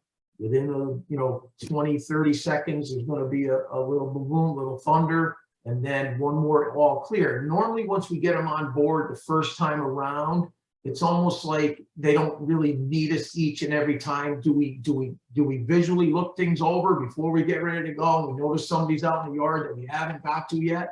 Would we take the time to go over there and explain to them, hey, we are getting ready to blast. This is what's going to happen. We just want to, give you a heads up, and just so we don't startle you. So we do all that stuff. Although there comes a point where, you start branching out and giving people notification, but at some point you do stop. Typically, we take into consideration anybody that's got a survey done that's within 250 feet, obviously is going to be notified before we ever do anything. But at the same rate, there comes a point where it can just snowball, and you just keep going farther and farther, and then they're always going to wonder why you didn't go to the next one. So we try to use our head and try to see what the situation calls for. But the surrounding property owners, anybody with a survey, would definitely be notified the first time before we ever blast it. And hopefully at that point there, it's just a question of proceeding. I always tell them if they don't like something, if something didn't feel right, don't feel bad, just stare at me for a little bit. I'll see you wherever you are, and I'll come over and talk to you after we're done, with that shot, in other words. But typically that's worked out well, the way I see it anyways. Got it. Great. Thank you. No additional questions. Thanks, Matt. Liz? I had questions about, you just answered my questions about notification and things like that. And disposal, review that for me. Is that gonna be big dump trucks, and how's that gonna clear the material out? Yeah, so all of the rock that's obviously being blasted to get off-site would be trucked out, correct? So it'll be loaded on site and then trucked out to another location. Okay, nothing like, we're not gonna have 3 or 4 dump trucks lined up on Copper Mine or anything like that. No, they should be on the property. There shouldn't be trucks just parked along the side of the road. That's not good practice. Absolutely. Okay, I think that answers it. Thank you. Thanks, Liz. James? Yeah, this question is more for Shannon. The hours of operation here, 8 a.m. to 3, is that typical for this type of activity? That would be reasonable, allowing to the 1 hour extension to 3 o'clock would be reasonable, a reasonable request. Yes. Okay. No other questions. Thanks. All right. Mike? No other questions. Thank you. And Matthew? No questions for me. Thank you. Sure, thank you. All right, so we have obviously zoning, right? Regulations specific to this. Correct. That the applicant is going to follow. Right. And there's fire marshal jurisdiction as well. Yeah. Yeah. So how, I guess the question is for John. Well, a couple questions. You mentioned doing blasting at Bridgehampton. I think you said 30 years experience. Can you tell us about your company or your experience? Well, other than my dad started the business about 65 or so years ago, and I've been at it for actually 34 or 5 years right now. But we basically been in a drill blast company for, like I say, to 65 years. Myself personally for 35, and really in control of it for about the last 24 or 5. We do about 85 to 90% is this kind of residential stuff, meaning, foundation work, road work. We don't really get into quarry blasting and stuff. So this is kind of really right up our alley, the way we've operated right here in Canton for the last, say, 65 years. But that would probably be just a quick outline of where that's great. So. It's probably good I haven't heard about you, right? Yeah, exactly. Yeah. No, exactly. And like I say, we've done projects, again, being right here locally, we've done a good nucleus of our work right in the Farmington Valley. I actually got my first blasting permit years ago from Vinny DePietro, who's no longer with us, but I still remember that just like it was yesterday. And then, like I say, I've done a couple up on Jefferson Crossing. We did the one in on Bridgehampton Crossing recently, and I know the fire marshal well. We kind of got it figured out and worked out where I know to find. He comes out, so he's present for each blast and stuff like that, and it's worked well so far, to be quite honest with you. So there's nothing to hide. There's nothing. Just come in, get the job done properly, and get out of the way, and let everybody kind of do their thing is what we're looking to do. Excellent, good to hear. You probably already know that this neighborhood is on well water. Yeah. So what can we do to reassure neighbors that the wells are not going to be impacted?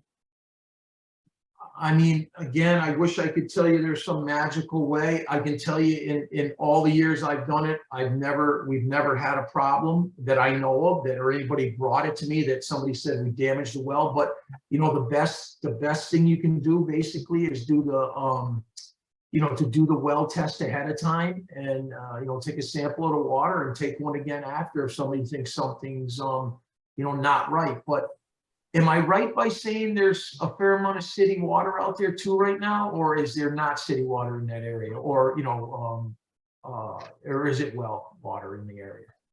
I want to pull it up. I think we might have a mix. Unfortunately, I don't have all the water lines. So I don't have the water companies had us take all the water lines off. So I can tell you the water company, but I not water. think, and don't quote me on this, please, but I think in one of the meetings I had kind of pertaining to this project, there was, I think, a fair amount of, we'll call city water, whether it's whoever. In other words, and maybe not that many wells in the area to begin with. Right. But again, again, your regulation asks for a well test ahead of time and a well test after if need be. So that, I mean, that's, if you would ask me what more can we do? Not really much, to be honest with you at that point. It's, that's really just, but again, in all the years of doing it, I can honestly tell you, I have no issues with a well because of what we've done. So I believe what we have is water on New Britain Avenue. And I believe they're bringing water in for Dominique's Court. Brian, you can correct me if I'm wrong there, but I think that's being extended up. There is no water on Red Oak Hill. And I know we were contacted by the neighbors at 11 and 15. If you take a look at the radius map, and I don't know exactly where the wells are on their property, but the 250 is I believe I believe what's shown here is 250 from the edge of the property line. So it's not even necessarily the edge of the blast, but they had requested, since it's, the 250 does fall within their property, depending upon where their well is. It may or may not technically fall within the survey, but I think it would be a reasonable request to include those properties on a well survey, regardless of where the well happens to be located on their property. I'm more than, in other words, the only thing that I'll do whatever, it's just to some degree. I mean, and as long as it falls within the 250, if one of the lots makes it fall within there, we definitely want to do it. But I have seen in the past where, we have to be careful doing anything outside of what your requirement is, only because then the next person is going to ask just on the outside of that, how come you didn't do mine? So I'll do whatever, whatever the requirement is asking us to do is what we really have to do. Again, these are options for these people. I know they probably wouldn't want to hear it, but at the same rate, anybody can do anything for a reasonable amount of money. If they're outside, though, they're outside. We have to be careful going outside your requirement from what I've seen. Not just in Farmington, but anywhere. Because the next person will ask, well, why not me? And then the next person asks, well, why not me? And we end up, snowballing here, and it gets out of control, is what I've seen. So I would like to, typically what happens is I go into the fire marshal's office, we sit there, I show them exactly what we got going on, we get on the same page with which houses need to be notified, which houses need to have the surveys done and the well tests done. And at that point there, we cover ourselves. If it's borderline and it's like 253, okay, I can understand that. But at the same rate, we have to be careful doing anything more than what your requirements are, because I've seen it become a problem. No, and that's all I'm suggesting, Okay. Mr. Mayor. I'm not suggesting, doubling it. I'm suggesting that, if it's within, 10 feet, again, it's already through, this green line is already through a majority of their property. I just don't know whether their well falls to the east or west of this green line, but the majority, I'd say 90% of the property is already within your 250-foot radius. So that was all, but I would agree that no, we're not. At no point would I think that we are doubling it and now extending that requirement at multiple, a couple hundred feet. Simply because this line is already through, like I said, 90% of these properties, it seemed like a reasonable request and would be reasonable to include a well survey of those properties. That's all I'm saying. No, that sounds fine. Like if the structure is within the 250, just because the well seems to be a little on the other side of it or something, that's fine. I would do that, no problem. Like I say, and it's not that we're trying to shy away from doing them. It's just that we just try to be careful going any amount outside of what the regulation is, because that's at least a fine line that we can just, we can tell people, this is why we did it and this is why we didn't do it at time. Understood. Yeah. So the well survey has to be requested, or we're doing it as part of this? So the well survey is required as part of the, Okay. the requirement. Okay. So, and it's based on, there's a blast. So there's a equation that's done based on the charge that's used. So it sets the distance Mhm.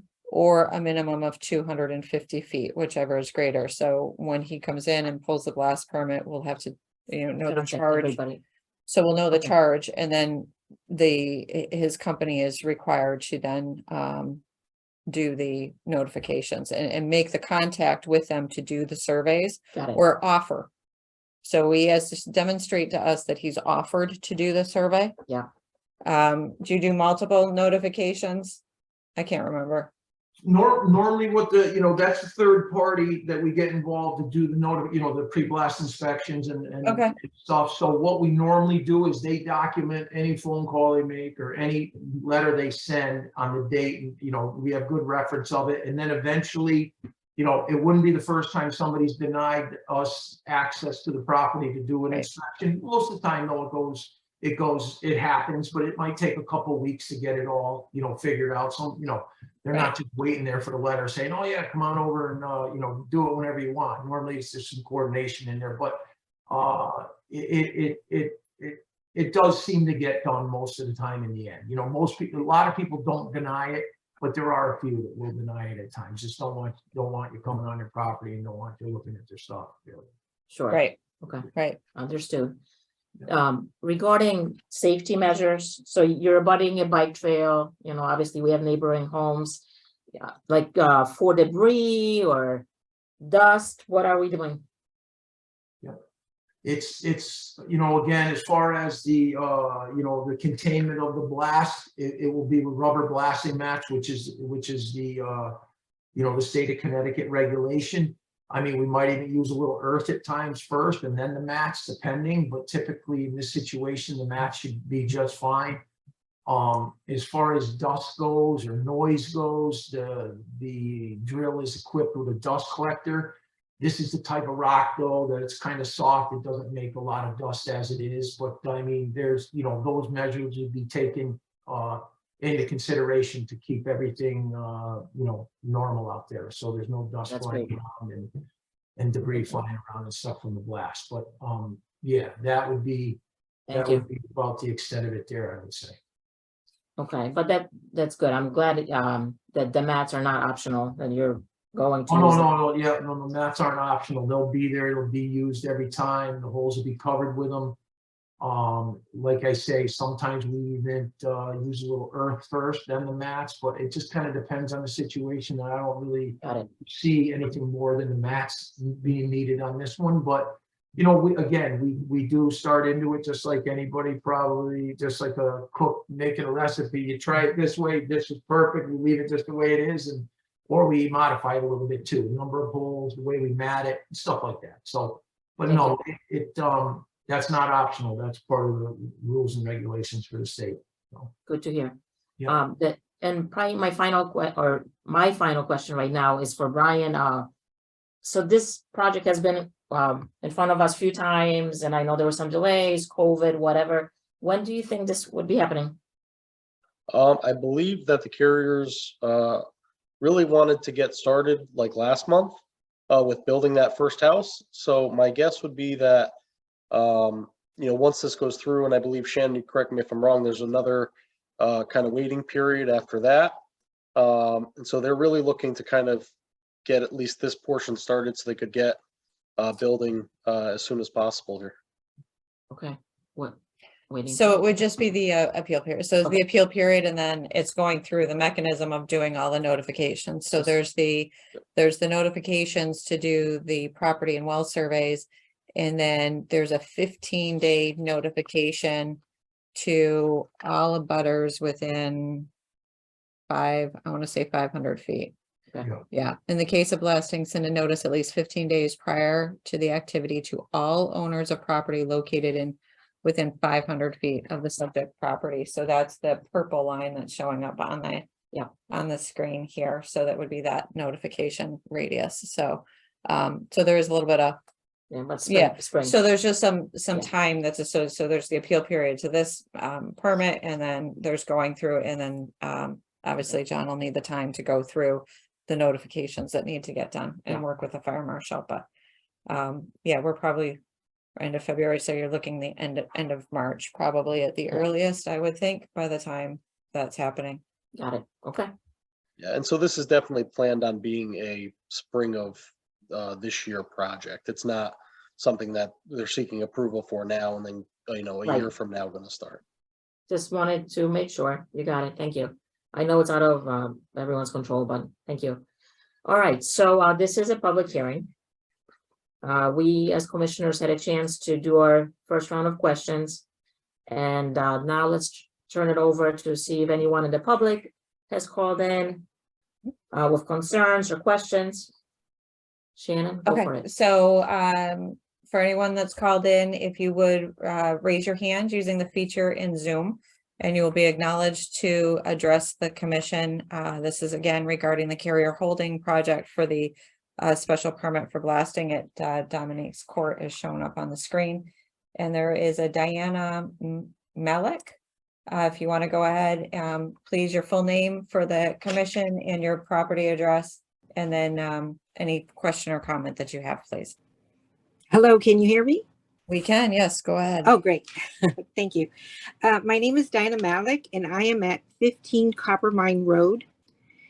And I believe the little hand is right on my property right now.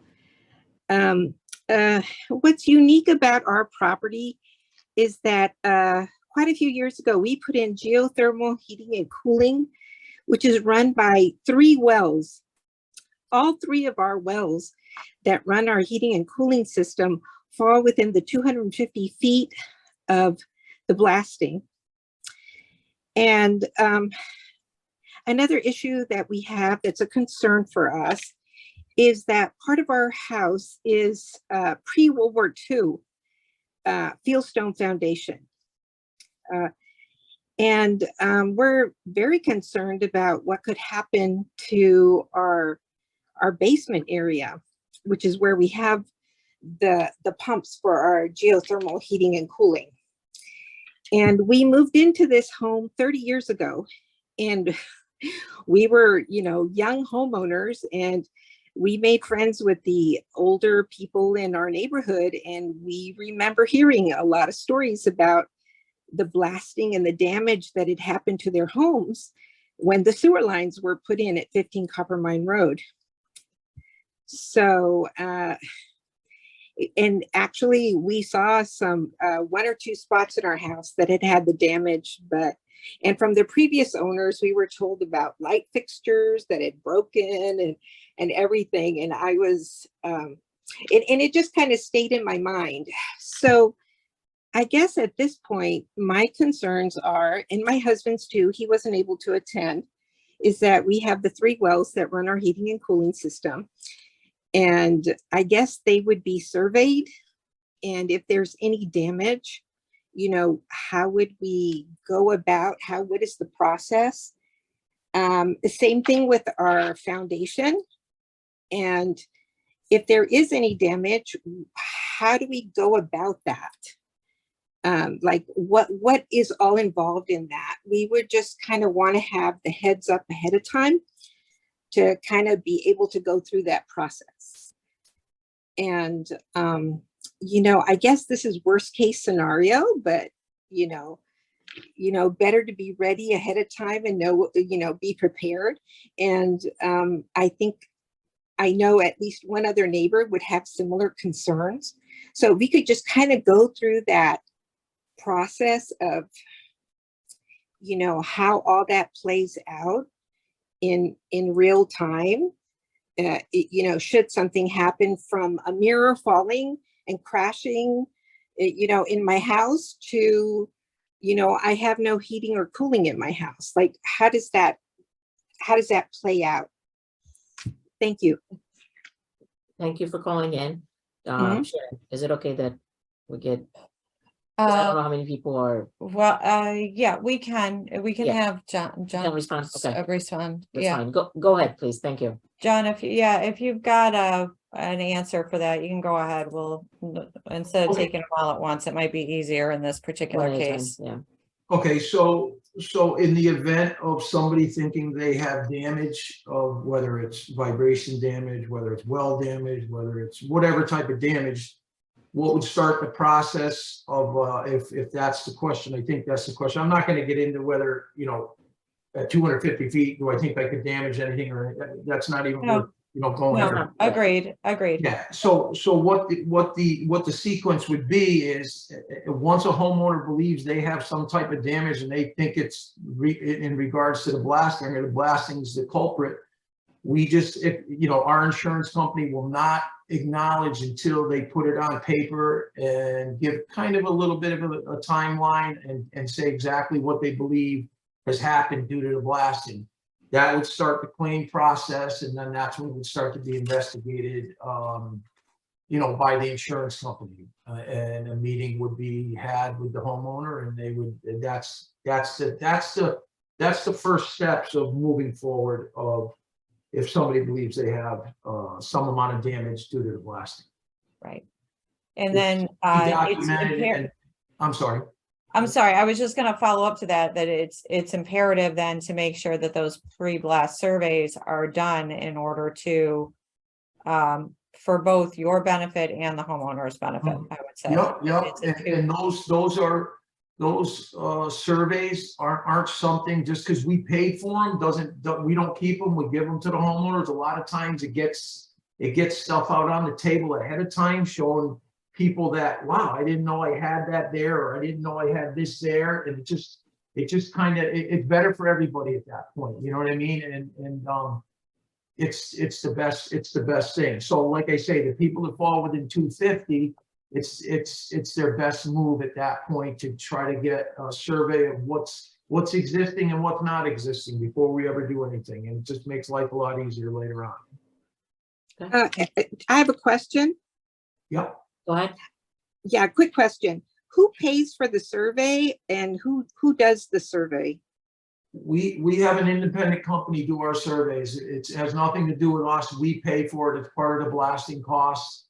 Okay. And, like I say, they'll contact by letter, by phone call, and make plans as far as a time period that would work, whether you want an interior and an exterior, or an exterior typically, and an interior also. That's completely up to the homeowner. As far as the structure itself goes, as far as and again, it's pretty official. They're documenting everything they see, they don't see. And the homeowners are all welcome to the copy before we ever do anything, or any of the findings is turned over to them, before we start, if that would make them more comfortable. Definitely. Thank you. Yeah. Okay, great. Okay. Thank you. Thank you. Okay. Okay, we've got another hand raised. I don't have a name. It says Zoom user. So you're gonna have to identify yourself. Hi, you hear me? Yeah. Yeah. It's 11 Copper Mine Road. It's the Kazika residence. This is Hazel Kazika. Okay, thank you. And first of all, before we start, on the application that was posted online, we have Richard and Cynthia Kazika. It's Hazel Kazika. We obviously border the property. Okay. That's number one. Number two, we have another name here, Stanley and Cynthia Kozowski, I believe. Kokowski. We have no idea who that is. Okay. It doesn't, at the end, if the notifications are based on the assessor's information, and there's a sign posted at the front of the property. So we do believe though that this person is southern. It's a southern exposure to the property. Their property is on the south end of the property that we're talking about, and we don't know these people. So I think you got the wrong name. Okay, it doesn't it doesn't invalidate the it's really on the application, it's for Okay, orientation, it's not what's used for notification, so. Okay, just Is let there me a know, that's question? all. Is there a Yes. question regarding Yes, the yes, the like I work? said, we're 11, so we're right next door. There Okay. was a couple of questions as far as the timing, as far as the blasting. We'll ask that first. Okay. School buses, what's gonna happen to school buses and you know, that? So typically the blast, and I'll step in on this because the fire marshal is part of this notification process. So the blasts aren't typically done at the same time, right? It's a 5-minute instantaneous, so we can coordinate with the schools, get the school bus route and understand when the school buses are coming through. And the blast can be done around school pickup and drop off. And so that'll be coordinated as well. So we'll make sure that that's a condition and that's Okay. fine. Yep. Okay, good. All right, thank you. And then, yes, I understand there'll be obviously a check on the wells, but what about the lines that go from the well to the house? Because there's lines that go, you know, obviously to the house from the well.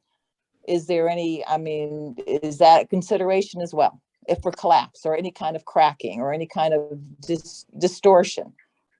Okay, why don't you go ahead, if you can get all your questions out, because typically we try to make sure there's not a complete just back and forth between the applicant and the public with Okay. questions. So why don't you give me your whole list of questions and then we'll have Mr. Bayer respond to all of them.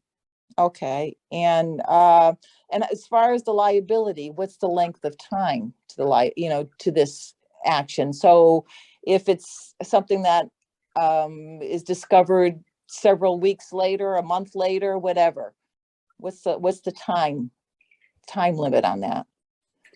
And then one other question as far as blasting.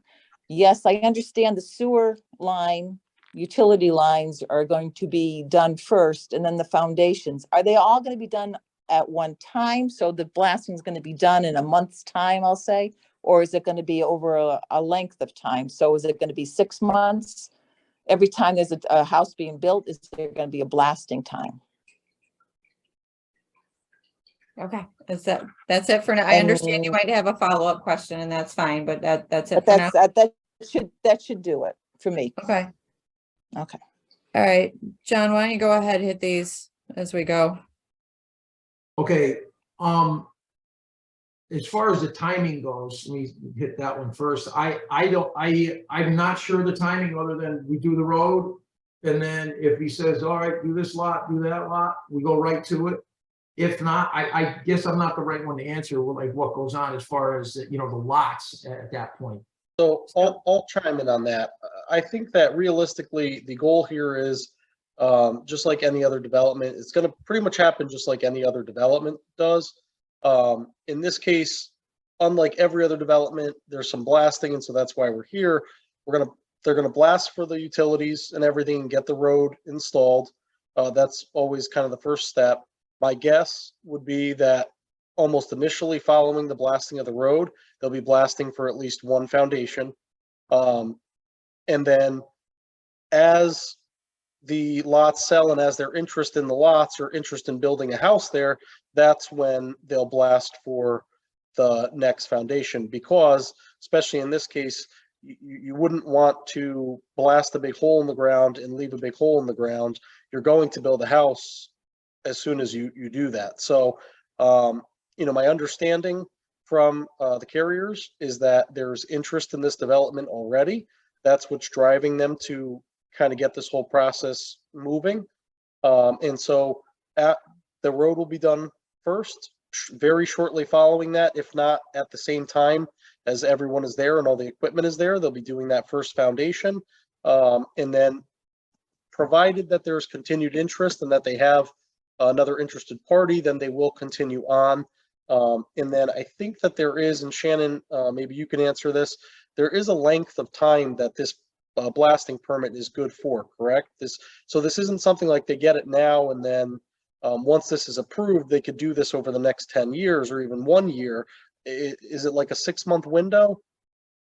So it's not, so the blasting permit that is applied for with the fire marshal, which is a state, it comes down through the state. That's a 30-day permit. And so once, and then that's just, it has to be renewed with the fire marshal with the appropriate certifications, on a 30-day basis. With respect to this in the notifications, the survey, I don't know if there's a pause. If we're proceeding in consecutive, reasonable consecutive order, then the surveys would still be valid. If it's 4 years from now and there's new homeowners involved, then yes, I think we would require the surveys be redone for new homeowners that are in the area. And with the 15-day notification to the 500-foot radius, if there has been a reasonable pause in the blasting, then we require such that there's been a lapse in the blasting permit. So again, they're good for 30 days, right? So if Mr. Bear then comes in and says, okay, we're ready to do this next foundation, and he comes to Michael and wants his new blasting permit, and there's been a gap, right, between the lapse of one permit to the next, we will require that 15-day notification to be done again, so that all those folks within the 500-foot radius are reacquainted that this activity is starting up again for a particular lot. Now the 15, if it's one lot and it's just one, it's 15 day, it's a 500-foot radius notification from that individual lot, which may not be that full area that's shown on the screen right now, right? So if he comes back and he's just doing one lot, it's 500 feet from that lot. Does that make sense? Yes, and so I think the other thing, what's important for these homeowners to realize as well, as there's been a lot of this discussion about the, liability if things happen, how all of that works, is that, in the event that they feel like after they've had this survey, something in their home has changed, and then they get another notification, they can always reach out to the applicant or to Mr. Barr here and say, this has changed, and try to work through that and look and see what the differences are. I think what the main point that John is trying to make is that the more you let the professionals who are doing these surveys know, and the more information you give them and the more access you give them, the better protected that these homeowners are. I think that it's been, kind of gone back and forth a lot here, but John has, extensively gone over his track history and limited. There hasn't been any major issues with his company, and this is not a highly uncommon project. This is also a much softer rock than I'm sure he's blasted before.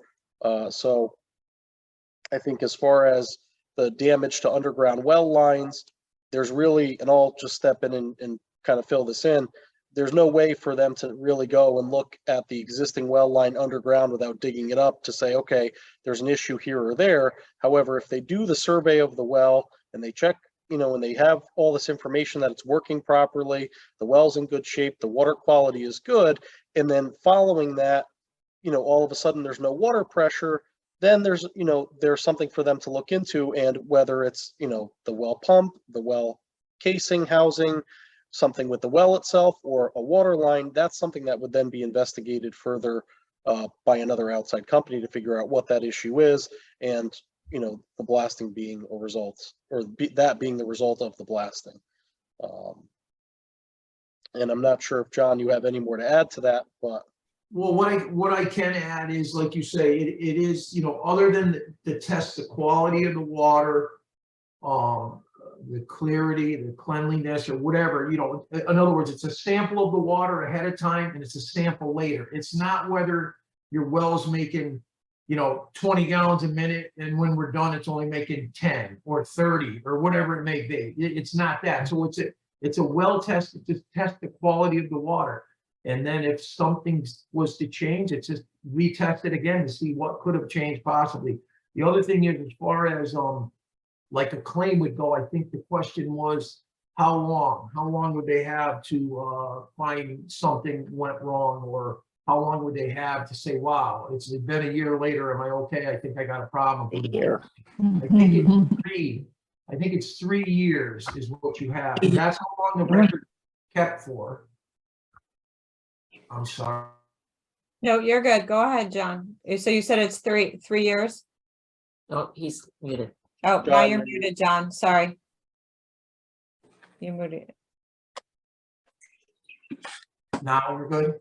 Yeah, you're good. So you said Okay. 3 years is typically. Three years. 3 years is what the records are kept for 3 years. And I believe it's a 3-year window to from the day we blasted that you could, still say you think you might have a problem or whatnot. Okay. And again, like I say, the only other thing I was saying there was, and I don't think you guys heard it, was the well test is basically a water quality test. It's not like a yield test. It's just gonna take a sample of the water ahead of time. If you think something changed, you turn your faucet on, you see like you got dirty water, then okay, you want to say something happened from the blast, and then we take a test of the water again and see if something's changed. I understand. It's gonna show. Yeah, that's it. Go, keep going, John. Okay, so basically, yeah, that's my answer. I would say you have 3 years from the day we blast to say there's something wrong, I believe. Don't quote me exactly on that, but it's a long period of time. It's not like a month later or 6 months later. I believe it's 3 years. Okay, Okay? perfect. Yeah. Anyone else? Okay, we do, Helena. Okay. Helena, you should be able to, unmute your microphone, and if we can get your full name and address, please, for the record.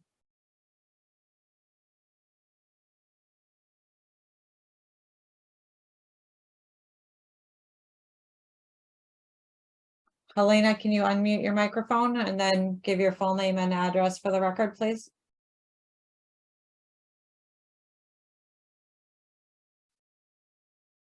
Nothing. Okay. I'm not seeing. Okay, I'm gonna try Joanna.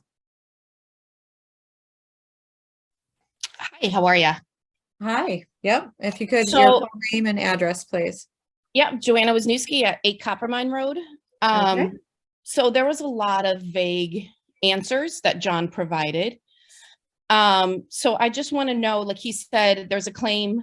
Who do we contact? Will we be provided the information of the insurance company?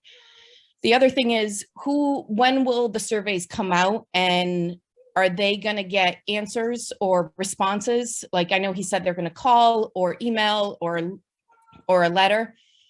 Are they going to actually have communication with all of our residents that are in that 200 feet, 200 square feet, or the 200 feet around it, and we do want a signed copy as well to make sure we know what we're agreeing to. Other is the bike path going to be closed? Is the roads going to be closed when the blasting is going to happen? We have little kids. This is a residential area. I want to say that we disagree on the extended hour. It should be just the 8 to 2. Kids will be cranky. Kids need naps. The other thing is, you said that there's a 6-month, every 30 days they have to renew their permit for the blasting. So this can last up to 6 months. Are we going to be notified every single time it gets extended? John did say that he's only going to notify us only once. We would like to get notified daily each time the blasting happens. There are little kids. We need to know, I'm sure that, there's debris, there's dust. He said that there is a plan, but the rocks are dusty. Will there be water? Will you be bringing in water to control the dust? I think that might be it. Sorry. That's okay.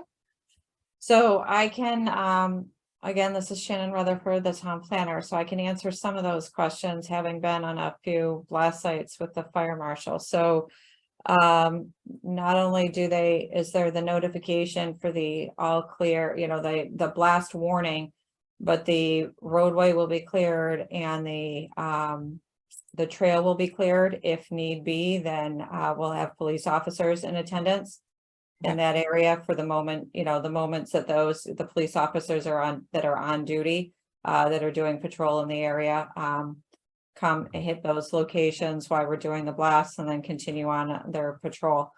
And if needed, then other staff and flag persons are used as needed. John, I'm assuming that's the case. That's what I've seen in other locations. I'm assuming you'll employ those same provisions for the roadway and the trail.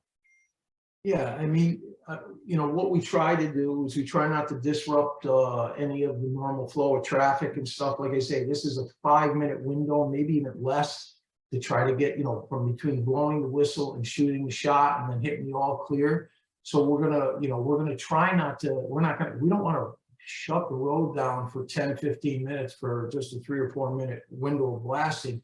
It's just going to disrupt too much stuff. We're not talking about, a situation like that. If you ask me, again, I confer with the fire marshal. We talk with the fire marshal. He's out there, he's present, or one of his representatives is, and we do what we feel is the right thing to do safety wise for everybody involved. And like I said, yeah, we have the walking trail there, we have kids in the area, we have all that. These are all things that we keep an eye on during the process of getting ready to shoot a shot. And again, if somebody wants to be notified each and every time, that's not a problem. Normally they don't want us there every time. I mean, they hear the whistle, they know the deal, you know what I mean, and stuff. But I have no problem knocking on each and every door that wants to be notified 3 times a day and let them know that we're blasting, we're getting ready to blast. That's not a problem. It's just that normally that's not what people are looking for, but that's fine if it is. Okay. And then the request for the survey, Joanna, it'll come as he noted previously. There's a third-party company does the surveys for him, and they'll send mail notifications and make phone calls to the resident to try to make contact to offer that pre-blast survey, and then coordinate a time with the residents that do want the surveys done, coordinate the time in order to conduct that survey. And he's already testified that a copy of the survey would be provided to you prior to the start of blasting. Yeah, he said if we wanted it. He didn't say that it would be 100%. It's just if we would want it. So I just want to make sure that, we do get a copy of that survey. No, what I meant, if you wanted it, was meaning if you want the survey itself, meaning if you physically want the survey done, because there are people that decide they don't want you to come on their property and they don't want the survey and they don't care about it. It's not, I wasn't trying to say that you wouldn't, if you wanted it, or, you'll get a copy of it as long as you want it. And if you have to okay the survey first, physically have it done, and then we'll give you a Once copy. it's done, it's an automatic, you get a copy. But you have to make the decision to accept having the survey done to begin with and have these professionals on your property to conduct the survey. Okay, and then that was the statement. Okay. will the survey have like who we contact for, like, say, like their insurance company? Will that be in the packet too, or how is that going to be? That's going to be, our certificate of insurance is on file with the town of Farmington. And like I say, that would be your access to it. Can you send that through in the mail with your certificate to all the homes that are 200 feet? No, that's on file with the town of Farmington as part of the blasting permit, and the fire marshal has that. Okay. This is state code. Yeah, it's process. We don't. Yeah. So what's going to happen to the oil tanks that are underground? Do you think that will be affecting it when they're going to do the blasting? You're asking me that, correct? Well, yes, because these houses were built in the 90s, early 90s, so they still have oil tanks built into the ground. So, so should we be taking, seeing if they're contaminated beforehand, and then, like, let's just say the debris gets in there or something happens to the oil tank?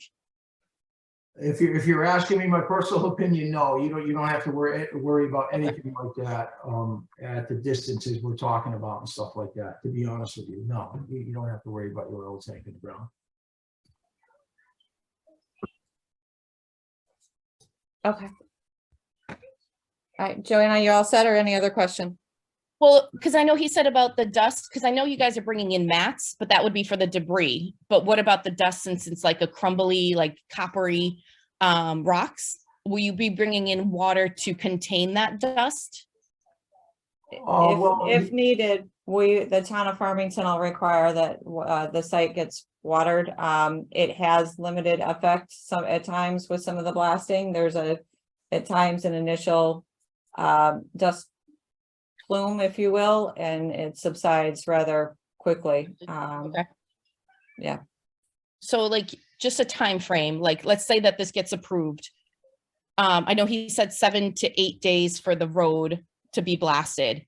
And then you're going to go consecutively with the 4 houses. Nope. So we talked about that. So we said 7 to 10 days for the road. And then it was Hazel was just asking about that. And so we talked about it. They know they've got 1 house that's ready to go immediately. So they'll do the road and that first foundation immediately. And then it's going to depend on demand and individuals interested in the other 3 lots. And then if there is immediate demand, then yes, it will continue to go in consecutive order and contiguous to one another. The blasting permit that's pulled with the fire marshal is 30 days and has to be renewed every 30 days. And that has to do with some of the insurance requirements and things that are needed for that standpoint. For us, from a TPZ standpoint, once those notifications are done, if there is continual blasting that is being that is ongoing without a substantial pause, then the notifications that are done at this point in time when he's ready to start will suffice for the notifications that are needed to the neighborhood.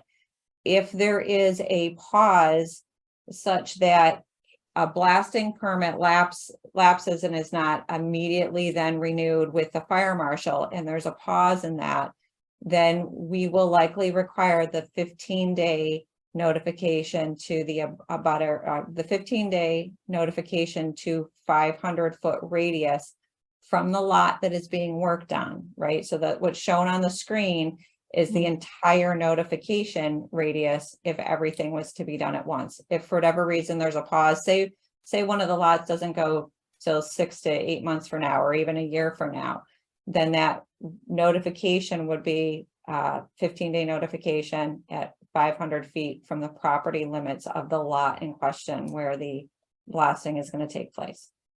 Now, going back to the grinding, now I know they said there was supposed to be minimal noise for the grinding, but what if there is that it's louder than it's expected? What do we do as neighbors? Do we call the town, or do we tell you guys like what happens? Like, so I mean, it is going to be a construction area. What they have committed to is what they've stated here on the record is that there is not going to be rock crushing for processing the material for use on site. Some of it will have to be broken up so that it is manageable to load into a truck to get off site. So that is the rock crushing that will take place. And it's not going to be a continual rock crushing like you would have for managing the material to then be able to use it as roadbed material or even foundation material. So it's simply to reduce its size so they can manage it and move it and get it loaded into a truck safely and efficiently. Okay, thank you. Certainly. Okay, you're all set with questions for now then? Yes. Okay, thank you. Okay, I'm gonna mute. All right, and I am gonna ask. So, all right, Diana, your hand is raised again. Do you have a follow-up question? Yes, I'm just going over my notes here real quick. You know, when you have the pre-blast survey, we have 3 wells and they're not used for drinking water. They're specifically for our geothermal heating and cooling. So I guess when we have the survey, it would have to be someone who specializes in that. And also as part of our, getting off the grid, reducing our carbon footprint, we have 48 solar panels. I don't know if that would be included in the pre-blast survey. And those are just 2. And then my last note that I want to mention is I agree with Joanna. The last bus in the morning comes at about 8:30, 8:40 in the morning. And I don't think it would be appropriate for there to be blasting while school buses are driving up in the morning. And I know that the high school lets out at 2:30, and there can be a bus on Coppermine Road anytime after that. And that would be very respectful of this construction crew if they would allow buses to come up and down Coppermine Road without moms having to worry that there would be blasting or the kids being exposed to the siren of the blast. And then there's blasting as they're going home, especially in this day and age. So I think that's something to consider as far as extending the time of blasting. It's a very heavy residential neighborhood. And I think that would be just a courtesy to everybody, on Coppermine Road as well as New Britain Avenue. And yeah, so just me being assured that the pre-blast surveys would cover everything in case something were to happen. Thank you. Thank you. John, can you comment on the geothermal specifically? Sorry, you're muted, John. Okay, sorry, here we go. Yeah. So first on the timing, like I say, in the past, we've been doing 9 to 3 with the fire marshal, whether it says 8 to 2 or whatever. I mean, again, I have no problem with the 9. I'm already saying I really don't need to do anything. And that's why we do what we're doing right there at 9 o'clock. We try to feel that we let the kids get off to school, the people, get out of the area that do get out of the area, go to work or whatnot. The 3 has been what we've been doing. I'm not going to tell you that we need, in other words, when we call it 3, we really try to be ready for 2:30. The problem with saying it's 2:30, now we're going to try to be ready for 2 because we don't want to jeopardize that, the time frame we're working with. I'm not telling you that we can't try it, but at the same rate, it would be something I'd want to talk to the fire marshal about. You know what I mean? And see. Because again, we've been doing 9 to 3 and we try to shoot for 2:30, 2:40, whatever it may be. We don't try to go to 2:59 or 3 o'clock and say, okay, let's shoot it, because there's a little coordinating to go on there and stuff like that. And it's just not like, okay, we can stop right now, we can blast right now. There's stuff to do to get it all the work and fall into place. As far as that goes, that's what I would, say, I can definitely live with the 9 o'clock in the morning. I'm not sure, that we can, again, you can speak to the fire marshal and see what he has to say, but he's been doing 9 to 3 with me on the past projects.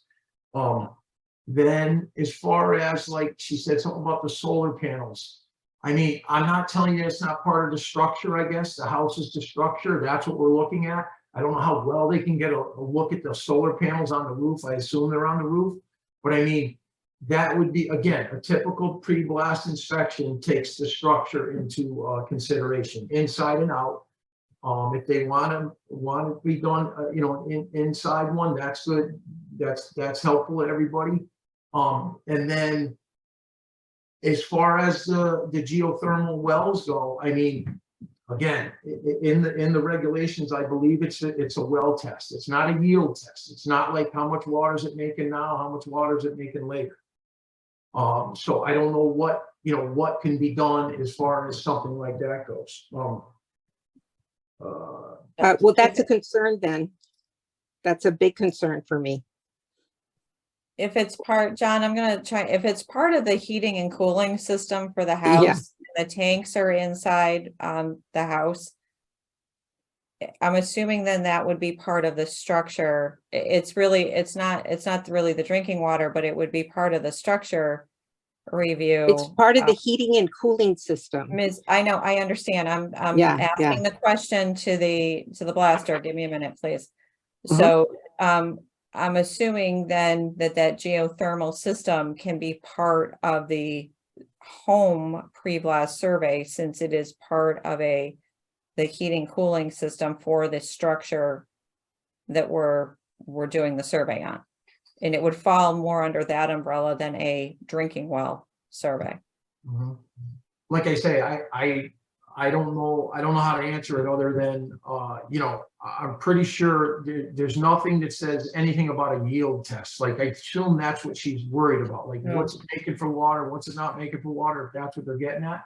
But I mean, that's not in the regulations, I guess, is kind of where it's at right now. I'm not telling you we just disregard it, but also Right. keep in mind, we're going in the ground 6, 7 feet, 8 feet. We're not going in the ground 80 feet or 180 feet. And, you know, it's, you know, at 250 feet away or whatever the, you know, the distance is there, you know, we're going in the ground 8 feet over there to get to, you know, about 8 feet. I'm not going to tell you exactly 8 feet, might be 9 feet, might be 9.5. I don't know, but we're not, you know, we're not going in the ground 180 feet where we're causing issues down deep in the earth to like water flow and stuff like that. If that's what we're talking about, you know, it's not like we're starting a quarry there that's going to be, you know, 150 feet in the ground or something, you know, it's not, it's a little bit different from a blasting. No, I understand. But I think that's a consideration that needs to be made, and we need to figure out collectively how that'll be included in the pre-blast survey. So that's fine. I think Number 15. I think so. It's a unique situation for the house at number 15, and I think that needs to be taken into account as to how we're going to how it's going to be included in the survey, so we know what our before and after benchmarks are. And this is not just the blasting for the homes, it's also along the road for the water lines. I'm aware. Yep, I understand. It's the blasting. So Right, the whole we're gonna- blasting. Yep. And if we have a concern about the timing of the blasting, we should talk to the fire marshal about it, because he's the one in charge. No, of so that? that's part of, excuse me, so this is part of the public hearing, and so the commission has heard the concerns. And the commission Okay. will decide whether or not they want to leave it at 9 to 3 or the 8 to 2 that's in our regulation, or some combination of, based on the concerns that have been raised. And then in concert with that, then we work with the fire marshal for the execution on a day-to-day basis when these blasts are taking place. Oh, that sounds great. Sounds wonderful. Thank you so much. You're very welcome. Thank you. All right, I see, I think it's Hazel has a hand raised again. Hazel, if you want to go ahead, unmute your microphone. Hi, I'm actually. We're having a really tough time hearing you. Phone because mine died. Oak Hill Road. I'm within the Red Oak Hill Road. I'm within 500 meters, 500 feet of this zone. I'm I have sorry. a Okay, question. well, I'm sorry. I didn't, because you were having trouble hearing you. I don't have your name, your address, or anything. Can you start over, please? Yes, sure. Kat Olszewski, 120 Red Oak Hill Road. Okay, perfect. Thank you. Okay. This hours of 8 to 2 or 9 to 3, does it include all work or just the blasting? How early the grinding, the drilling is gonna start? No, so the hours of operation with respect to the intensive construction, which includes the blasting and the rock crushing and processing, it would be limited.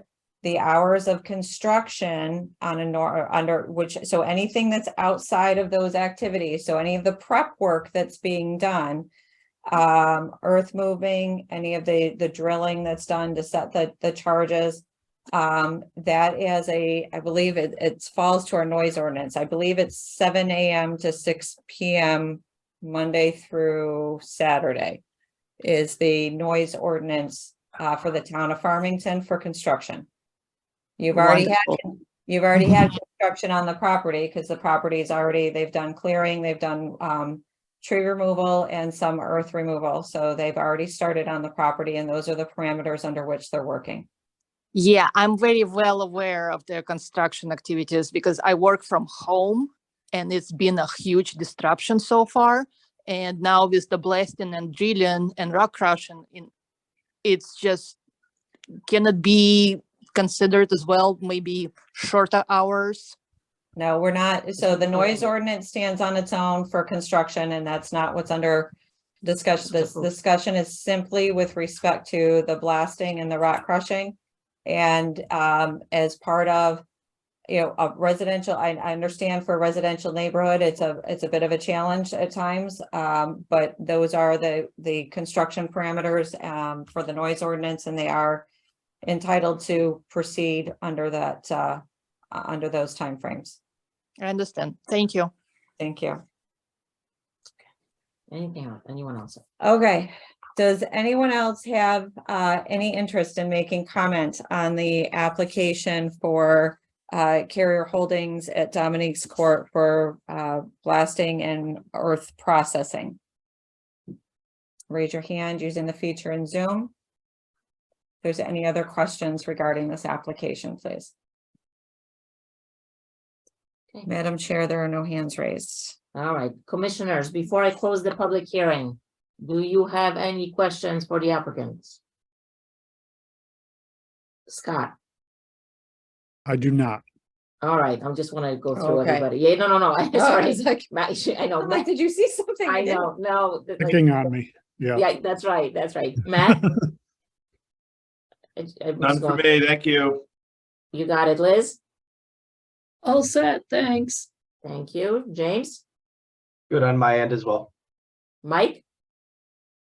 No further questions. Thank you. And Matthew? No questions for me. Thanks. We've got a hand raised that came up. Yeah, I late, guess it's so open. Go ahead. we'll let it. Rob? Rob, you raised your hand. Yes, yes, this is Robert Wisniewski. I just had a Can we have question. your address, please? 8 Coppermine Road, right across the street. Sure. Just had a question. We're within the 200 feet. Like say with all the rock crushing and everything like that, like our house is white. Anything from, since it's red clay, red rock, all that dirt coming through onto the siding and stuff, say, would they be responsible for, you know, if there's dirt all over the house, be responsible for cleaning the windows, siding, anything like that? Or I guess that question, and like, you know, if they're blasting on the road, we're gonna have the windows closed for 10 days between, or, you know, rock crushing, anything like that, you know, just with because we're right across the street. I mean, within under 200 feet, just, you know, all that dirt and stuff, if it's gonna come all on our white siding and anything like that, cars and stuff. Those are just basic questions. Yeah, unfortunately, typically that's not, again, it is part of a construction process. It's not typically a requirement to have that done. The rock crushing, again, should be limited to the movement of the stone to get it off site. And the blasting typically does not generate, particularly at this depth, if it's 8 to 10 feet, typically does not generate dust to the extent that it should be. I'm not going to say not noticeable, but detrimental to your home and personal belongings. Well, I just mean, you know, the rock crushing and the sifting, you know, all that dust is going to be flying everywhere, especially, you know, if they do it, you know, when it's not raining and it's all dry. I mean, you know, white siding, we're within 150 feet. I mean, we're literally right across the street. You know, you got white siding just put in, you know, it's just, that's just the question, you know, they wouldn't be responsible for anything to get it washed or anything like that. That's typically not a requirement. All right. Okay. All right. Any other questions? One last time from anybody? All right, thank you for managing that, Shannon. Sure. At this point, I'm gonna close the public hearing portion. Commissioners, I need a motion and a second before we discuss this application. Don't all jump at the same time. Commissioners, I need a motion and a second, please. Ms. Sanford, I make a motion to accept to approve the application for Carrier Holdings LLC for a special, Oh, boy. special permit for intensive construction, blasting, hammering, rock crushing, and rock screening associated with subdivision roadwork, utilities, and foundation for 1, 2, 4, 6 Dominique's Court Road, R30 zone. Thank you. Second, please. Ratcliffe, second. Thank you. All right, so we have a motion and a second and now discussion. So we're dealing with a subdivision that has been approved. Today was before us is a special application for the blasting, rock removal. It's a regulation that exists today. That we did have some neighbors that called in and hopefully they received the answers. It seems like people were satisfied. We talked about the well survey and specific requests. The one thing that kept coming up is the 822 that's in our regulation. So I want to go through make sure everybody has a, whatever questions you have, discussion we want to have. I definitely want to hit on if we need to change 822 that's in our regulation. That's Monday through Friday. And then we'll take a vote. So Scott, you ready to vote? What do you think? Yeah, I'm ready to vote. I'm a little mixed on the 8-2 because I feel like the fire marshal will work on when the blasting happens related to some of the activities that came up of concern. But I do also think that that's this is going to be an inconvenience for folks, and that's a relatively easy accommodation for us to make. So I don't know, I could be swayed still either way on that, on the timing. And the regulation, Shannon, says that, everything is, the work is being coordinated, right, with the fire marshal. Oh, yeah. Yeah, the fire marshal, they contact the fire. So my experience again, we've had lots of this done recently. The fire marshal is notified every time there's a blast. Okay. They're calling his cell phone direct. They don't even necessarily come through the office because the fire marshal's out and around. And so he knows when the time is and he heads detours over between his inspections and other obligations and pops over, does what he needs to, because the fire marshal takes, he's there to witness it, but he also takes readings.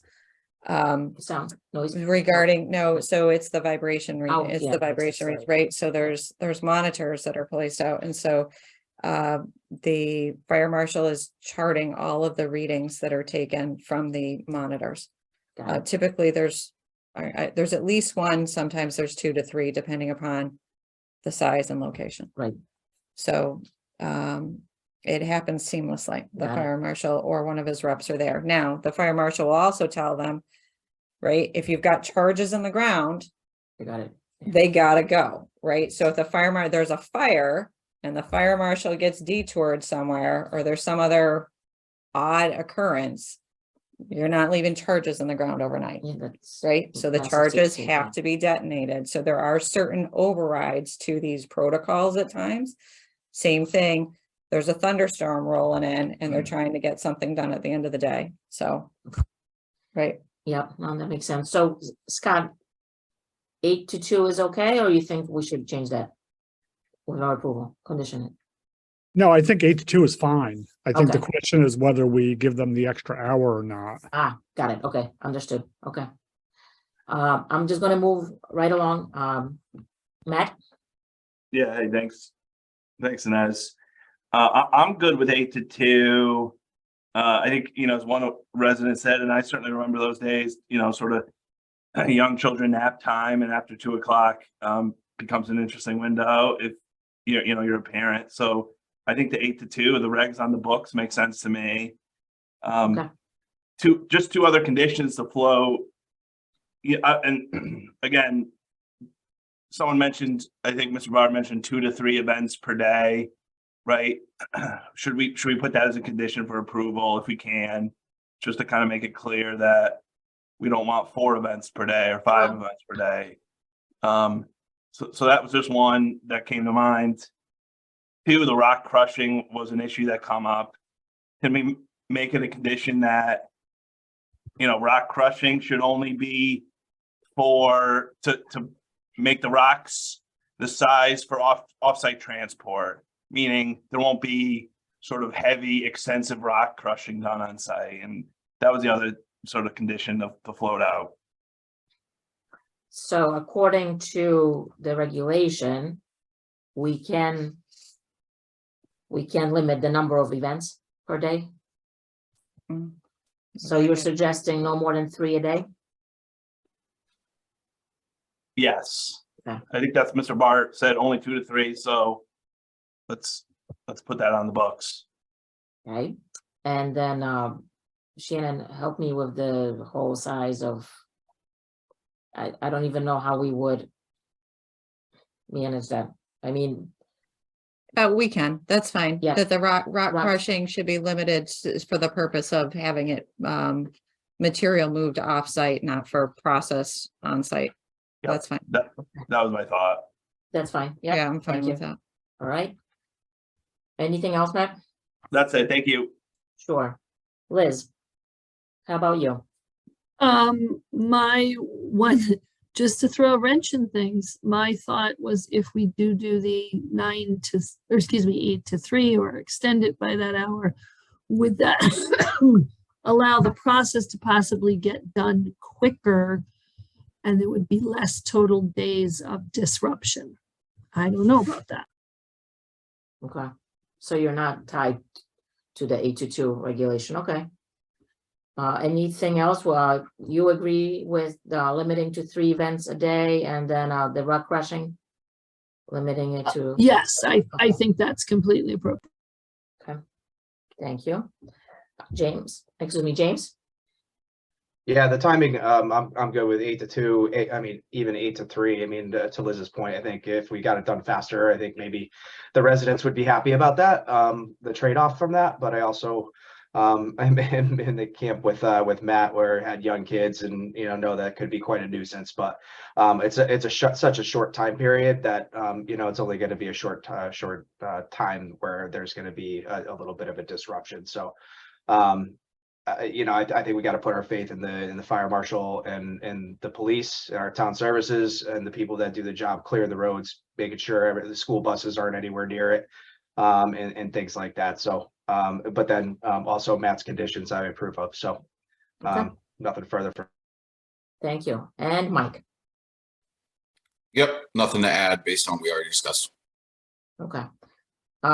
It's again a project we approved.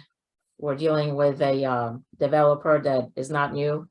We're dealing with a blasting contractor that's definitely not new.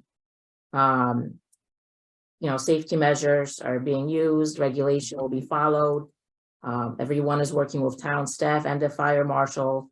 We have code regulation for this. Yes, it's an inconvenience. I too have well water, so I get it as a resident.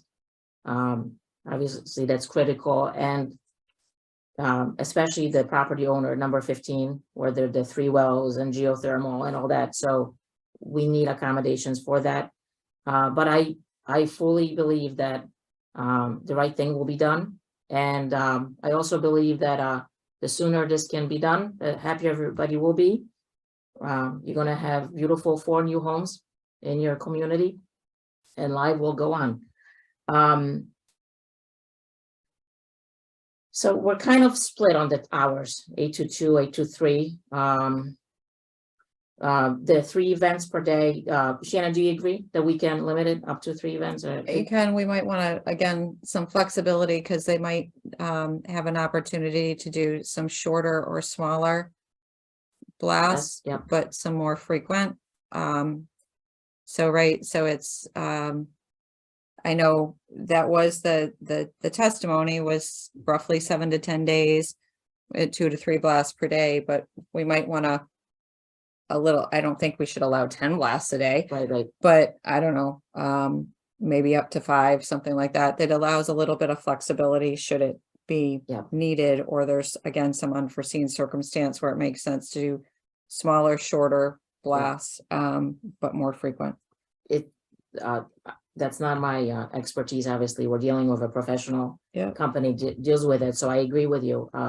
Getting the project done and getting it done right and not prolonging it makes sense. Commissioners, and Matt specifically, since you brought this up, would you be fine with 5 events a day maximum?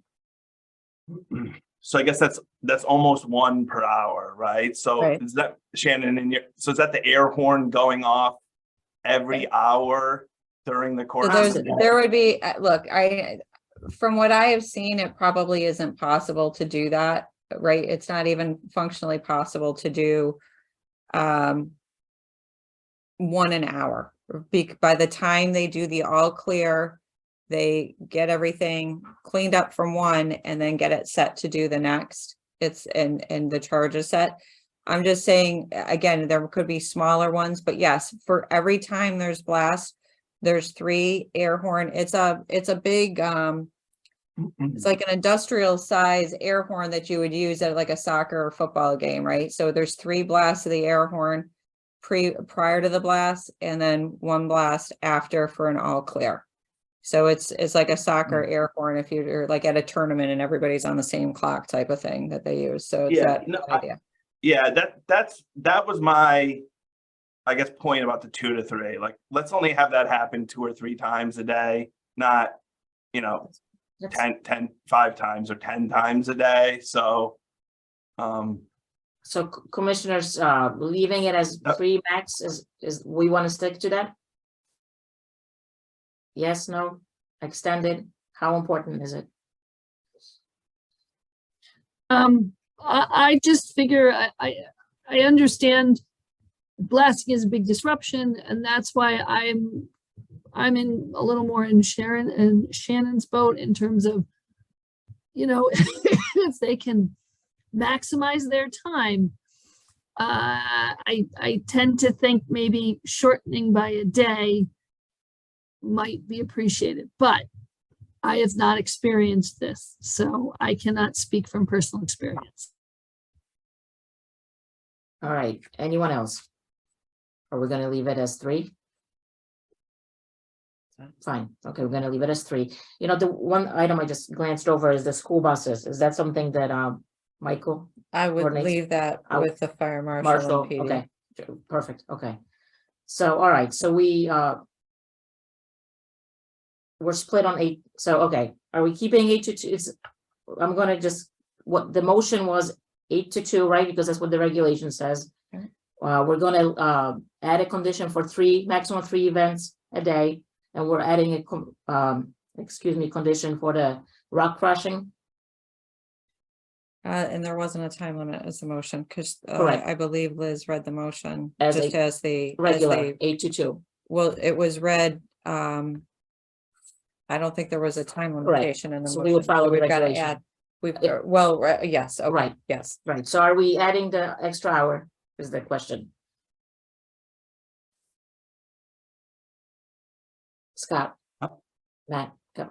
I just need input from you guys because we need to. Yeah, I know. I'm still struggling with this, Inez, because I'm sort of where Liz is. Like, there's some benefit to getting it done more quickly, I feel like, and So I'll be maybe like the we're draw.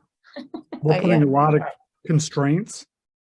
All right, so we do need to, we all want to go home today. We have one more meeting. All right, Scott, leaving it at 2 or 3? I would say 3. Okay. Matt, I'm at 2. Liz, I'm at 3. James 3. and Mike. 3. All right, 3 is the majority. Yeah, Okay, okay. So So, we need to we need to, modify the motion. yep, Liz, So Liz to modify it, James to second, second the modification, then we vote. and then we can vote. yep. Are we good? Liz? Okay, do I need to reread the entire motion or just? So, modify? so you can just modify for the time, the number of blasts, and the statement on rock crushing. Okay, so I'd like to modify my motion to include that blasting will be allowed to extend till 3 p.m. That there will be we'll set a maximum of 3 blasts per day.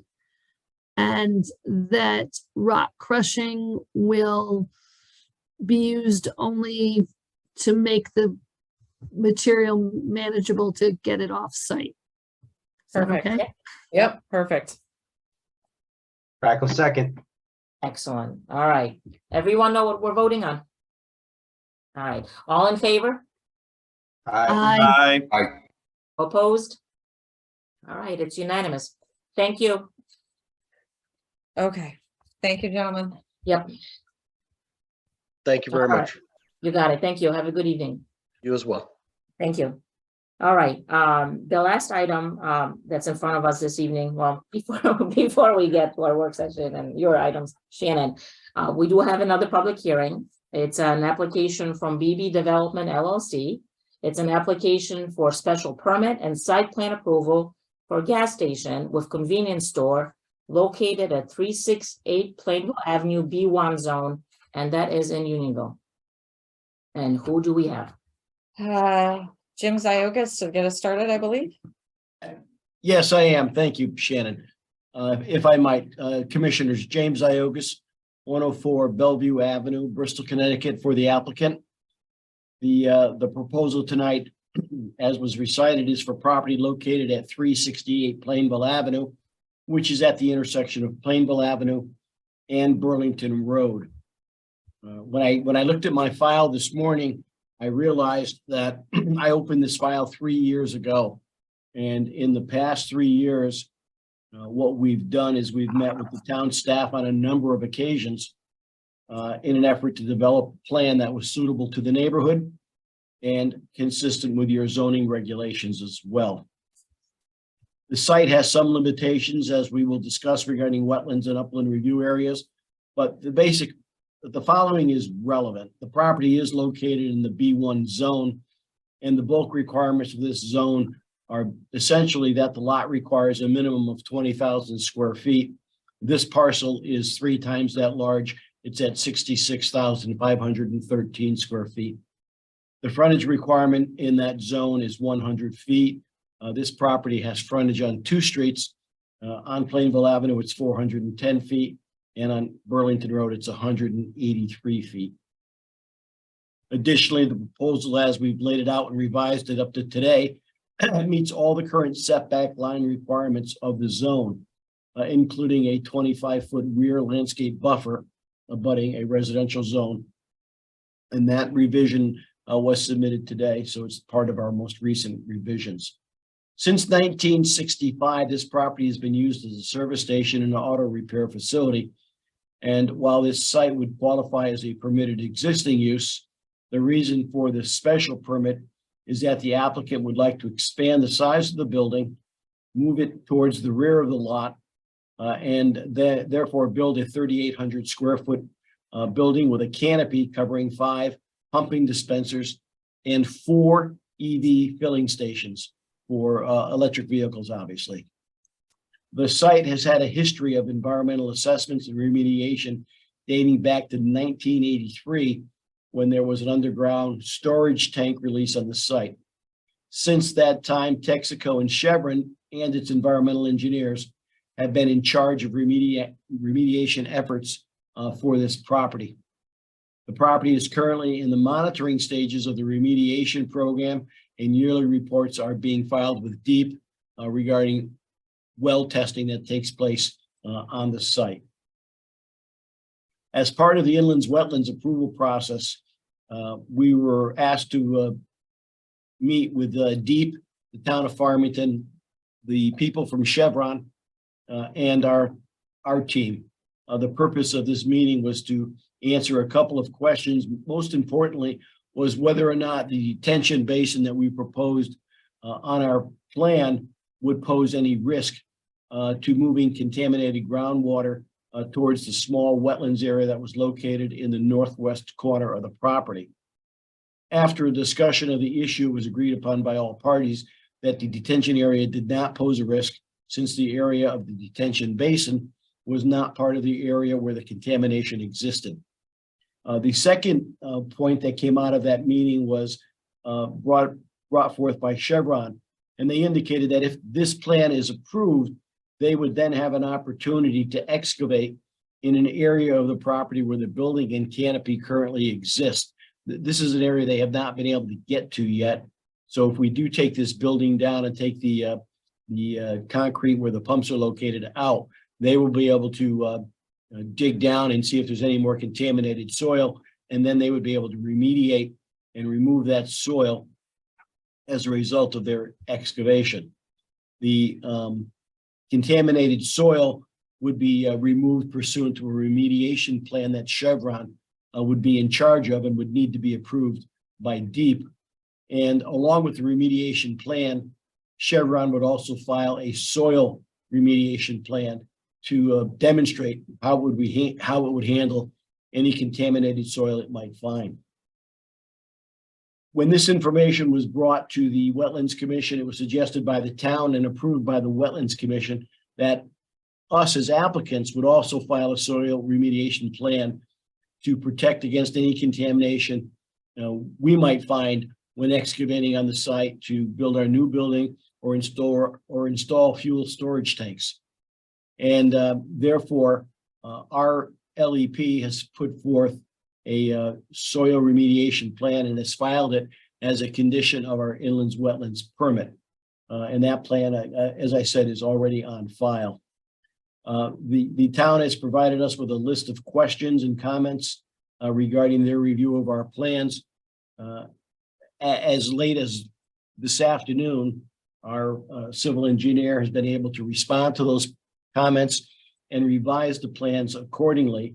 And in my review of that, basically has indicated to me that most of the issues that were a concern of the town staff have been addressed. So tonight we have our site design engineer, Sev Bovino from Kratzer and Jones. Our building architect is Charlie Nyberg, and we have a traffic study from Scott Hesketh. All of those presentations are going to come next, and then we'll be available to answer questions for the commission. So Sev, let me turn it over to you and take it away.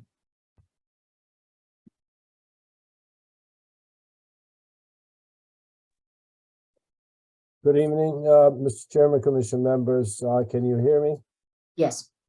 My name is Sev Bovino, planner of Kratzer Jones and Associates, working on this plan for the applicant. Notifications were required for a special permit, so I can state in the record that we mailed the notifications to the neighbors and we provided proof of mailing to staff. The drainage on this property, the existing drainage runs north-northwest direction. Our proposed drainage system maintains these patterns. The building and the canopy drains are connected to the detention area, which is to the north. So for orientation purposes on the sheet, north is up, to the left, which is east, is Plainville Avenue. To the south, which is Burlington Road, is Burlington Road. And we have two residences, one to the west and one to the northwest, abutting our property. The pavement drains via sheet runoff to the north toward drainage trench, which is at the edge of the parking area there at the driveway entrance. This will take the runoff to a storm scepter close to the public roadway. Then from there, the flow will be discharging to a sediment floor bay in the detention area, which has a stone berm to help alleviate silt from moving downstream. From there, the flow goes over grass to the outlet structure at the northwest corner of the detention area. The detention area is about 1 foot deep. It's very shallow, so we plan to maintain this as a grass area. It's planned to be planted with wetlands mix type of grass, which was approved by the Wetlands Commission. The detention area elevation is 316.6. The spillway elevation is 317.5. The top of berm is 318.7. So it's a very shallow detention area. From the structure, discharges via flare end to a riprap area that acts as an energy dissipator. From there to an existing discharge point at an existing discharge point for a pipe that comes from Plainville Avenue that's used by the state drainage system at this location. The pipe goes west and stops right here, and our drainage system drains in the same location. We propose to improve this area with riprap as recommended by staff and by the Wetlands Commission. The detention area, as I indicated, is planned to have grass, wetlands mix, and we propose some shrubs at the outlet points. On the outlet points near the structure here, the control structure, the outlet point at this location and the spillway area. These are winterberry and blueberry, which are wetlands loving type of shrubs. For more infiltration, to help the groundwater recharge in this area, a 60-foot stone trench is proposed at the bottom of the detention area, which goes from the control structure easterly in the center of the detention area. The water quality and quantity is accomplished in this detention area for all storm events, up and including the 100-year storm. Regarding the landscaping, this plan is not updated. The latest plan shows the buffer along the westerly boundary and the northerly boundary to be accomplished per the town requirement, which is type B buffer, 25-foot wide buffer. We propose to maintain the existing vegetation as much as possible. We're going to hire a landscape architect, and we'll do a visit to the site, list the existing trees, which ones they can be saved and which ones they should be cut, and then the buffer will be implemented. In addition to the buffer as required by the regulations, we propose a fence line from the north end of the south end of the property here by Burlington Road along the landscaped area to the building. We'll propose a 6-foot fence. And then on the other side, on the north side of the building here, we propose a 6-foot fence parallel to the buffer. Then at the east, and then on top of the detention area berm, follow the berm, and then close to the setback area. The idea here is to immediately prevent any lights from cars to shine into the neighbors to the northwest and to the west. And I feel that this fence will create that, will provide that kind of protection immediately instead of waiting for the buffer to grow.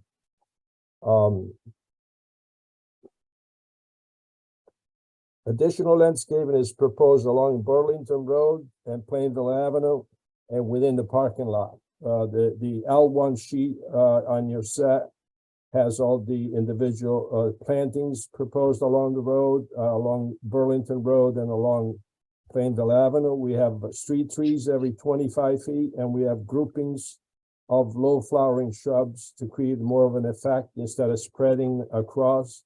This will allow the grass to be cut and the flower beds to be maintained. In addition to that, we have a line of boxwood all along the southerly side of the property, along the easterly side of Plainville Avenue. And then on the other side, we are leaving the existing vegetation that's there. Parking, The parking is proposed in front of the building. Total number of parking is 16 spaces from the north side here to the south side of the building. And today we revised the plan to show one of the handicap spaces to be at this location. So we have 15 spaces here and one space here. And we have one handicap, that's Venn space, and the other is a regular handicap space. We have enlarged this island within the parking area and propose a tree with low flowering shrubs around that area inside the island. We propose EV stations on the northwest corner of our lot, next to the dumpster area. In this area here, 1, 2, 3, there's EV station, and the EV equipment is proposed north of that, and it is surrounded by arborvitae, 6 foot tall, to have a quick barrier to prevent the visibility of this from the street or from the neighbors. A public walk is proposed along the north side of Burlington Road from the intersection here where the crosswalk is. And coming across the driveway, we'll have a crosswalk. And then the walkway is proposed from the west coming to the driveway area. And we propose a walkway along the driveway. It's not shown on this particular map, but the latest map shows, and goes to the walkway proposed next to the building. That way, people from the west can utilize the walk without having to go into the pavement in the driveway area and have to deal with the traffic there. We received staff comment, as Attorney Zioga has indicated, revise the maps to incorporate their recommendation and responding to those comments in writing. We had the internet problems today, so it was kind of the last meeting. We apologize. All the appropriate notes and details are on the plans. At this point, if you have any questions, you get glad to answer. We're gonna keep going though, right? Correct. Jim, you said you've got other. That's fine, Shan. Yeah, we're gonna keep going. Yep. Just just to point it out, I mean, I'm sure all the commissioners have been by this site over a number of years. We've heard from Shannon on more than one occasion regarding how dilapidated the building is and how bad the site is. And when we met with the town, they wanted us to design a building that was going to be consistent with as much as possible with the neighborhood and something that would fit into a business zone yet in a residential area. Charlie Nyberg is on as a participant, Shannon. We may have to make him a presenter, but he's here. He's our architect, and he's going to go through the building plans with you. Charlie, are you here? I'll say he had been on. All right, I got to promote him. Yeah, promote him. He's a good guy. Yeah. No, I had at one point, and I guess he must have logged off and There he is. Yep. as a panelist now. Okay, Charlie, you should be able to unmute your microphone now. Can you hear me? Yes. Yep, all set. Okay. Good evening, ladies, members of the commission, and Shannon, Charlie Nyberg, Shadler Selnow, 5 Waterville Road in Farmington. In my past life, I had been Associated Architects. Just as a brief explanation, I know all the commissioner members are new, so you don't know really anything about my office, past office, but we were responsible for all the medical office buildings with Metro Realty and Development off of Route 4, Village Gate. We've worked in Farmington for many, many years since my joining Associated in 1960, 66, 67. So the project in front of you this evening is, as Attorney Ziogas has mentioned, and Sev has gone through the site plan, is a service convenience store. The days of gas stations and repair bays and what have you have long since passed. The building that is on site presently is one of those older built buildings, basically service bays and a small office. So the building in front of you tonight is a wood frame structure of about 3,700 square feet. The second floor of which is a storage area of 1,000 square feet. And that is shown on our, that section. We as Attorney Ziogas has mentioned to you all, we have been at this for a rather long period of time, at least about a year and a half, and have gone through a number of iterations of this building. When my client, Jay Menta, first approached us, he didn't want to tell me where the site was, but basically instructed me to provide a two-story building with sort of a colonial look, which is what I had ended up doing. But unbeknownst to me, the site was not really conducive to this, I would say, monster that I had created. And through the ensuing months, we had worked with both Jay and staff, Mr. Sears' comments and Shannon and what have you, to come up with some alternatives. There were two alternatives that we provided, both with really no modulation of the front of the building, no basic shade and shadow, and addressing some, maybe a better look to the neighborhood. It was basically one long building. I was thinking that what I would try to do is make it look like a house that had been converted, some sort of fake garage doors at the sort of street side north end and what have you. And that changed, and we ended up with a different version. But again, basically the building was a slab sided structure. So as we again worked with staff and Mr. Menta, we ended up with what's in front of you this evening, which are two gable ends, one to the north, one to the south, and then a center section, which is a sloping roof with a gable, which is the main entrance below that with sliding doors, which are noted, and the comments that we had received from town. There's a break in the plane of the front of the building from the gable end. There are two insets on either side of that main mass, which will give some shade and shadow to the look of this facade. The north elevation and south elevation basically form a wall with a door at each end, and we'll get to the plan in a moment, but there's two secondary doors, one to the north west and basically on the north side with the west, and one to the south towards the southeast. The rear of the building is again similar to the front, except where there are no windows, and both on the east and I should say north and south elevation, short of the doors, there are no windows. The plan, we had not really developed a floor plan other than that was requested by town staff. Again, as an architect working with my client, and in most cases with our projects, usually a floor plan is something that might come later.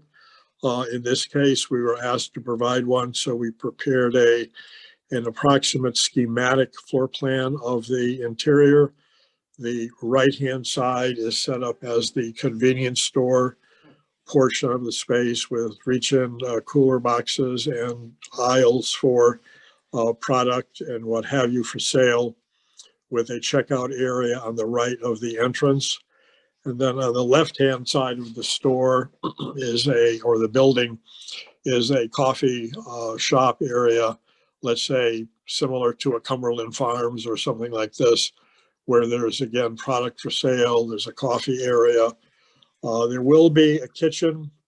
We have not gone into any great detail in any of this plan at this point, both for the coffee shop side as well as for the convenience store side. What we're showing you this evening is a schematic plan, which will be further developed with our client if we are fortunate enough to receive an approval from you this evening, or if it's extended at the next meeting, we don't know. We also are showing a stair, a single run stair, I should not say a single stair that is going to be serving the storage area up on the second level. That is all we would be required to have based on the fact of that size space. We have done this before in town in a number of different locations over by Rita's Ice and what have you. So that would be the second floor elevation. I know that there is question of mechanical system. What is our mechanical system going to be? How are we dealing with possibly any hood, any cooking or what have you? Again, at this stage of a project, and I have done many over the years, usually we do not engage the services of a structural engineer or a MEP, mechanical, electrical, and plumbing. That is something, it's an expense. And generally at this stage of a project, you are after a site plan approval with the approval of the look of the building. That remaining professional input would be coming from the structural people as well as the MEP. However, what we have provided to help to satisfy the commission's and staff's concern is a mechanical equipment platform, which would be located on the west side of the building. I have set that up in terms of looking at that section of the building. Is it big enough? It may be. If it isn't, it will be enlarged, probably going out towards the west. I'm not going to extend it any further north or south. Right now, that platform is probably 10 by 50. I have 500 square feet of area. A building of this size might require 1 or 2 HVAC rooftop type units, and those would probably be located towards the northern end of that platform with any ductwork or intake. And if you have a hood, you're going to need exhaust air and makeup air, and that would be located towards the south side of that tub, or not tub, but platform. The screening of the platform at this point, if it wants to be completely occluded, in other words, a panel that one cannot see anything through, that will be done. If it was basically an open, sort of like a porch with railing and top rail, bottom rail, and pickets, that is sort of the detail that I am indicating right now. We will work directly with town staff if, again, we receive an approval, which I hope would be sufficient for the commission to trust in your staff that whatever we end up doing will be in the best interest of both you as a commission and the town, to provide proper screening, proper concealment of whatever we have for rooftop equipment. The color palette at this point is something where I've started looking at some perhaps gray materials, light grays, horizontal and vertical treatments of material to give some breakup to the look of the front of the building. I've even been thinking this evening of perhaps changing roof shingle color, although I am now showing it as all one color. I think what may further help the look of the building and the separation of gable ends is to change the color of the shingle to the right and left of the center massing, maybe to a lighter shingle, so that would recede, whereas the shingle color at the front elevation center section might be a darker color, which again can work very nicely. There would be a face brick base. Again, I'm looking at perhaps a red type color. Again, all to be finally determined as we would proceed. And again, I would hope that we could deal with that as a staff level review. to keep the project moving once an approval was granted. And again, I would say, as having been in town for all of the years that I have been, working with Farmington, Jeff Holendorf, Anita Petro, your former building officials and what have you, I think that we certainly have a level of believability in both my ability as well as Shadler Selnow, who has been in Farmington for Henry Shadler for many, many years and has done certainly admirable work. At this point, I would turn it over to Mr. Hesketh to discuss traffic. And if you have any questions and wish to throw stones at my design, feel free to do so. But I will turn it over now to Mr. Hesketh. Thank you. Thank you. Thank you, Charlie. I hope you can hear me. Good evening. For the record, my name is Scott Hesketh. I am a licensed professional engineer in the state of Connecticut, firm of F.A. Hesketh and Associates. I'm the author of a report dated January 23rd, 2023, revised through February 15th, 2023, which has been submitted in support of this application. As you've heard from the previous presenters, we've got a site located on the northwest corner of Plainville Avenue, Connecticut Route 177, and Burlington Road, at an intersection which is currently operated under signalized control, with all approaches to the signalized intersection providing a single lane approach. Route 177 in this vicinity is posted at 35 miles per hour. Burlington Road is posted at 30 miles per hour. In the course of preparing our report, we researched the files of the Connecticut Department of Transportation.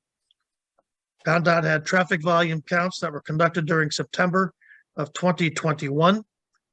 And those counts indicated that Route 177 had an average daily traffic volume, 13,600 vehicles, a morning peak hour of 1,156, and an afternoon peak hour of 1,177 vehicles. Burlington Road carried an average daily traffic volume of 4,100 vehicles, the morning peak hour of 367, and an afternoon peak hour of 484 vehicles. In addition to the ConnDOT counts, our office arranged for the conduct of manual turning movement counts at the signalized intersection during the month of December of 2022, and the counts were conducted during the morning, afternoon, and Saturday peak hours. Our office utilized the state counts and the turning movement counts to create a representation of the background traffic volumes within the study area. Based on historic ConnDOT counts, we used a 1% per year growth rate to grow the traffic volumes to a 2024 design year. In terms of the site-generated traffic for the proposed development, we looked at the Institute of Transportation Engineers trip generation report. And the results of the calculations are presented in Table 3R1 of the report. Based on the trip generation for the size of this facility and the number of fuel pumps which are proposed, we're projecting that the facility will generate a total of 3,348 trips on a daily basis, half of those entering and half of those exiting the site, with a morning peak hour of 270 trips, an afternoon peak hour of 261 trips, and a Saturday peak hour of 307 trips. And each one of those peak hours, half of the vehicles would be entering and half would be exiting. The Institute of Transportation Engineers further suggests that up to 68% of traffic to this type of facility is pass-by traffic, meaning it's traffic that's already on the local roadway network and simply makes use of the facility as they pass by, traveling from one location to another. For purposes of our study, we've used a 50% pass-by credit in our analysis. Level of service calculations were conducted for the signalized intersection of Route 177 and Burlington Road, and for the two proposed site driveway intersections. The level of service calculations are summarized, or the results are summarized in Table 4 of the report. The calculations indicate that during the background traffic conditions, A signalized intersection operates at a level of service C during the morning and afternoon peak hours, with average delays between 22 and 28 seconds per vehicle. During the Saturday peak hours, the intersection operates at a level of service B with average delays of about 14 seconds. Under the combined traffic volume conditions, the intersection will continue to operate at the same levels of service with increases in delay of about 2 seconds per vehicle during the morning peak hour, approximately 5 seconds per vehicle during the afternoon peak hour, and it will continue to operate at level service B during the Saturday peak hour with an increase in delay of about 2 seconds per vehicle. For the proposed site driveway locations, through movements on the main roadways will operate at levels of service A during peak hours, meaning delays of fewer than 5 seconds per vehicle. The site driveway approach to Route 177 is projected to operate at a level of service D during the morning and Saturday peak hours with delays in the range of 33 to 34 seconds. And the driveway approach will operate at a level of service E with a delay of about 45 seconds during the afternoon peak hour. The Burlington Road approach, the site driveway will operate at a level of service B during the morning, afternoon, and the Saturday peak hours. In addition to the calculations, our office conducted a warrant analysis to determine if a left turn lane is warranted at the Route 177 intersection. The analysis indicates that a left turn lane should be considered, but based on the calculated levels of service and based on the volume of projected left turns, being a peak of 31 left turns during the peak hour, it's my professional opinion that a lane is not warranted at this particular location. We would also respectfully point out that the improvements to a state highway are not within the jurisdiction of the commission. However, we have submitted our application and reports to the Department of Transportation for an encroachment permit, and the applicant will defer to the state's judgment to the need for a bypass at this particular location. In addition, we made a review of the intersection site driveways of the site driveways for the intersection site distances. It is our opinion that the two proposed site driveways meet the minimum required intersection site distances for the 85th percentile speeds on each roadway, and those are 445 feet on Route 177, in both the northbound and southbound direction, for an 85th percentile speed of 38 miles per hour, as measured by CONDOT in the field. And the site distances on Burlington Road meet the minimum requirement of 335 feet, suitable for an approach speed of 30 miles per hour, which is the 85th percentile speed as measured by CONDOT. The two proposed site driveways have been designed to accommodate the standard, a typical fuel delivery vehicle. It is anticipated will receive between 3 to 5 such deliveries on a weekly basis. Report and the plans had been submitted to town staff. Town staff has made a number of reviews. They have recommended to the applicant that we conduct a widening of Burlington Road to provide a bypass capability at the intersection. Again, we respectfully submit that this is not within the jurisdiction of the commission, and it is not part of our application this evening. In short, that is a summation of my traffic impact analysis. Based on the background traffic volume conditions, the projected site generated traffic volumes, and the calculated levels of service of the adjacent signalized intersection and the proposed site driveways, and the fact that we have adequate intersection site distances, it's my professional opinion that the local roadway network is capable of accommodating the increase in traffic as a result of this development, and can do so in a safe manner for the traveling public. Commission has any specific questions related to traffic, I will be available throughout the evening, and I'll be happy to take those at the appropriate time. At this time, I'll turn the microphone back over to Attorney Ziogas for further comments. Thank you. Thank you, Scott. Commissioners, just a few points of interest. I know the questions will come up. The proposed hours of operation for this business are 5 a.m. to 10 p.m. And that's on a daily basis. In addition to that, there will be no deliveries of fuel oil to the site during peak hours. And a note has been added to the plan to reflect that our fuel deliveries will be in off-peak hours.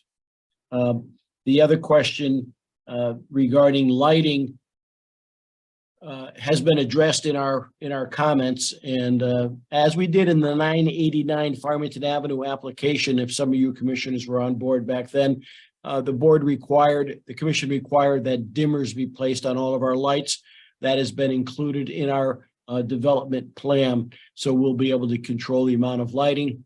Our lighting plan, which has been submitted, shows that there is no off-site lighting trespass that will occur as a result of our proposal. So having said that, we'd open it up to commission to ask questions so that we may respond to them. Thank you. Thank you. All right.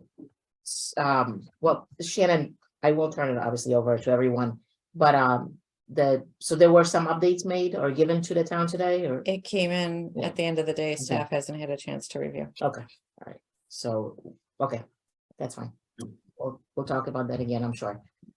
All right, Patrick, we'll start with you. Okay, yeah, so you mentioned there's a fence that is gonna be wrapping the perimeter to try to help shield, and it's gonna go along the berm, right? Is that what was shown? Yeah. What type of fence is that? Obviously, it's not gonna be see-through if we're trying to Right. accomplish. It's a 6-foot vinyl fence. Okay. Decorative fence. Okay, and then I just have a few random questions. The roofs above the walkway in the front of the building, what's is that, like asphalt shingles on top on those, or is that metal roofing? Those little shed roof that go above the doors. Do you know what that's made out of? Charlie?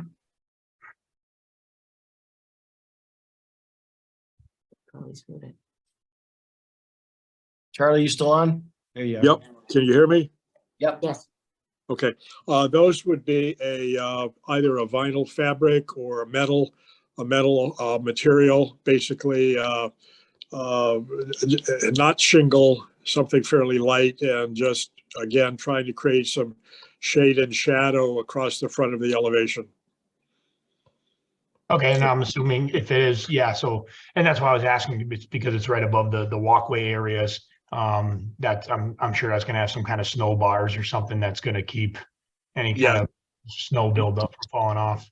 It would indeed, and it's also a requirement that, at least at that front entry door, that there be a protected area above the entrance to allow someone to come outside and open their umbrella, if you would, before they venture out to the parking lot or to their car from the service area. Okay, another question, the dumpster area, what kind of enclosure do you have around it? I mean, it looked like there was a fence again of some sort, and it looked like there was some gates.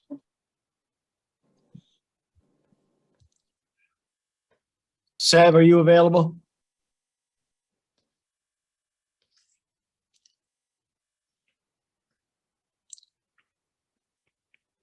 This is Charlie again. I would say yes, that would be a typical detail for a dumpster location, a fence, let's say a vinyl board fence with gates that are able to be opened when the driver arrives to use the ability to empty the dumpsters and then closes the gate. So that would be a typical detail that you would normally see in an instance like this. Yeah, it helps to keep like well, obviously there's the visual, but then also any kind of debris that can come out of it and it gets lodged in there. It's not flying around the neighborhood. Yeah, and makes it more difficult for somebody to show up after hours and start throwing stuff away also. Yeah, true. And then the other thing is the EV chargers. And then you have the dumpsters there. How does that work? So obviously there's two parkings in front of those. So there's two parkings in front of the dumpsters and then the EV chargers kind of off to the side. So there's really, How many chargers are there? There are 4. And they're all on that pad, or where are the, I think they're the last 4 parking spaces in the northwest corner of the property. And correct, I don't know if, Sev, are you still online? Can you hear me? Okay, Sev, yeah, that was moved, wasn't it? The EV stations are to the left, which is the south side of the dumpster area. We don't have the EV station in front of the dumpster, obviously, because there won't be able to be access to the dumpster. So the spaces will be just south of the dumpster. And they're labeled on the L1 sheet right here.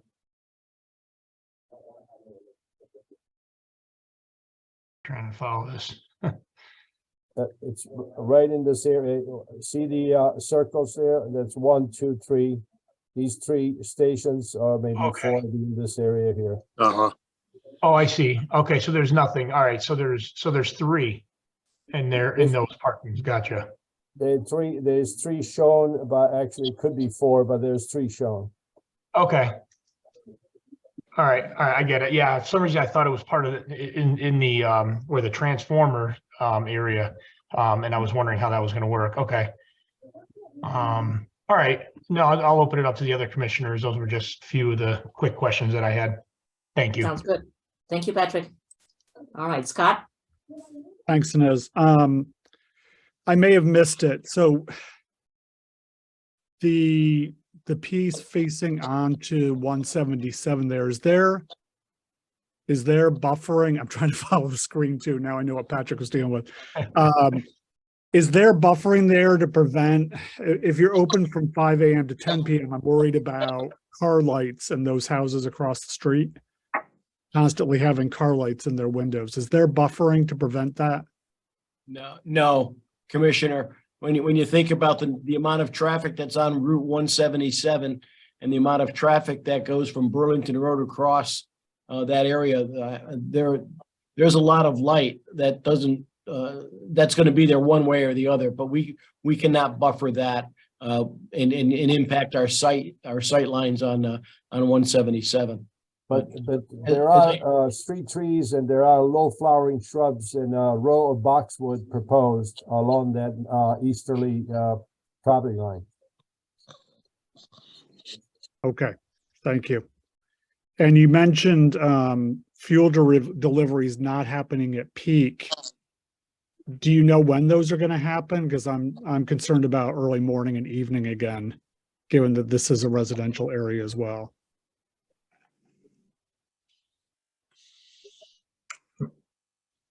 The fuel is ordered as needed, so it's really difficult to pinpoint when and at what times it would arrive. I mean, we get to order the fuel so we can determine when it's going to come. Of course, we can't control the exact hour that it gets there. But I think Jay Mehta is online. Maybe Jay, you can give us a better answer on that. I'm not sure, but that's my recollection of it.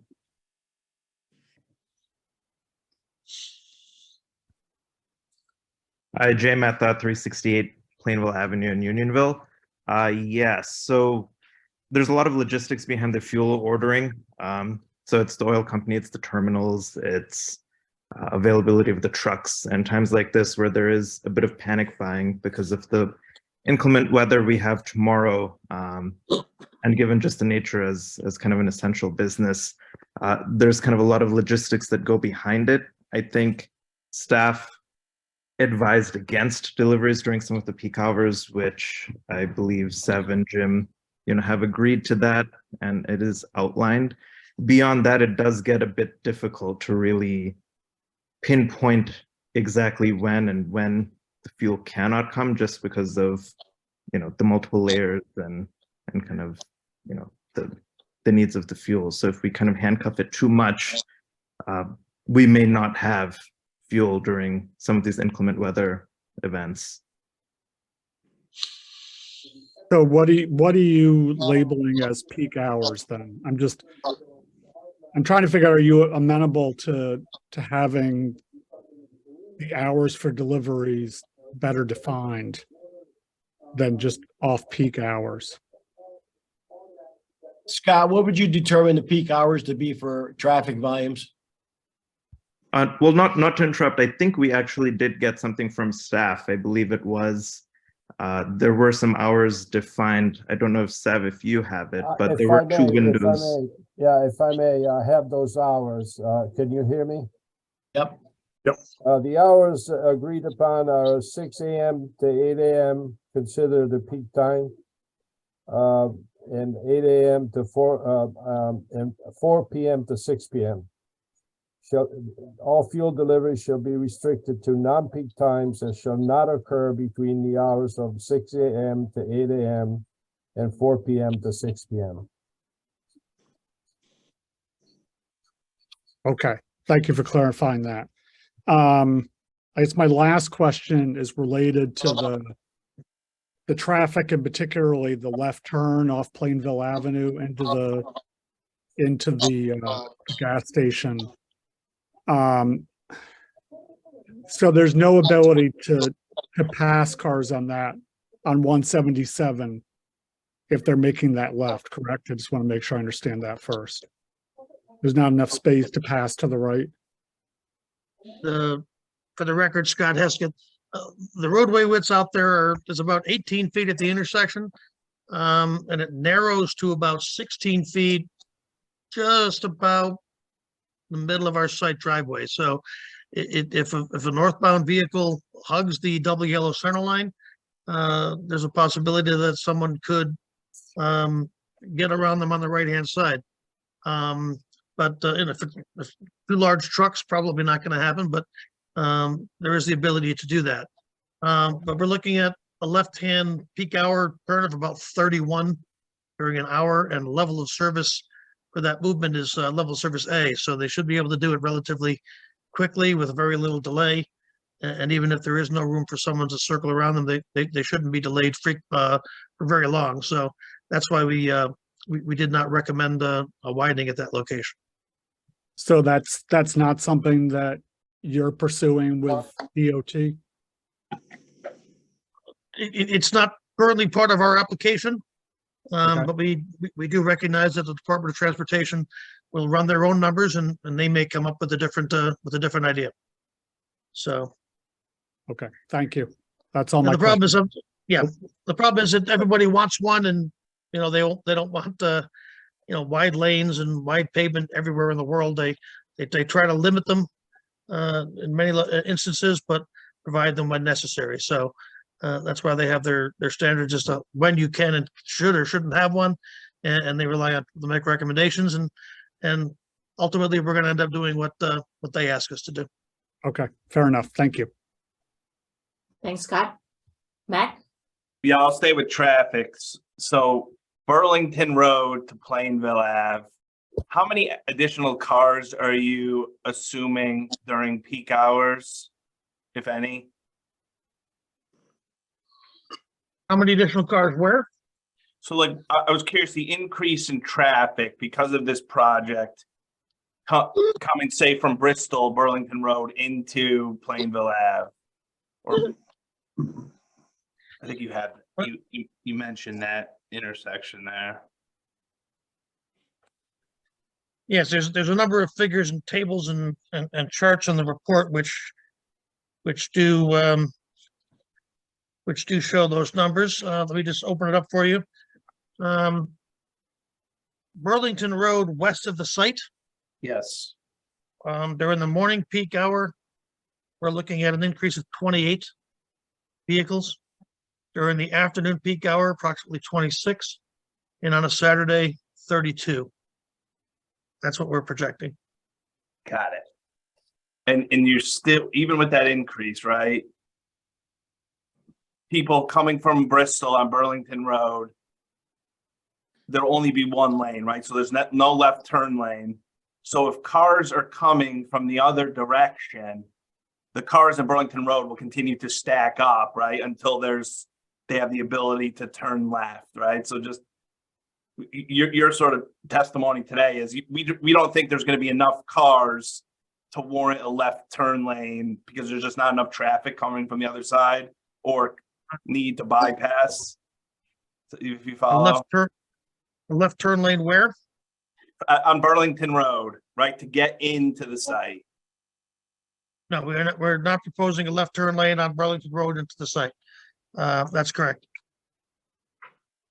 Again, Even with the the calc- additional 30 cars. the calculations indicate that the eastbound and westbound approaches on Burlington Road at the site driveway operate at level of service A with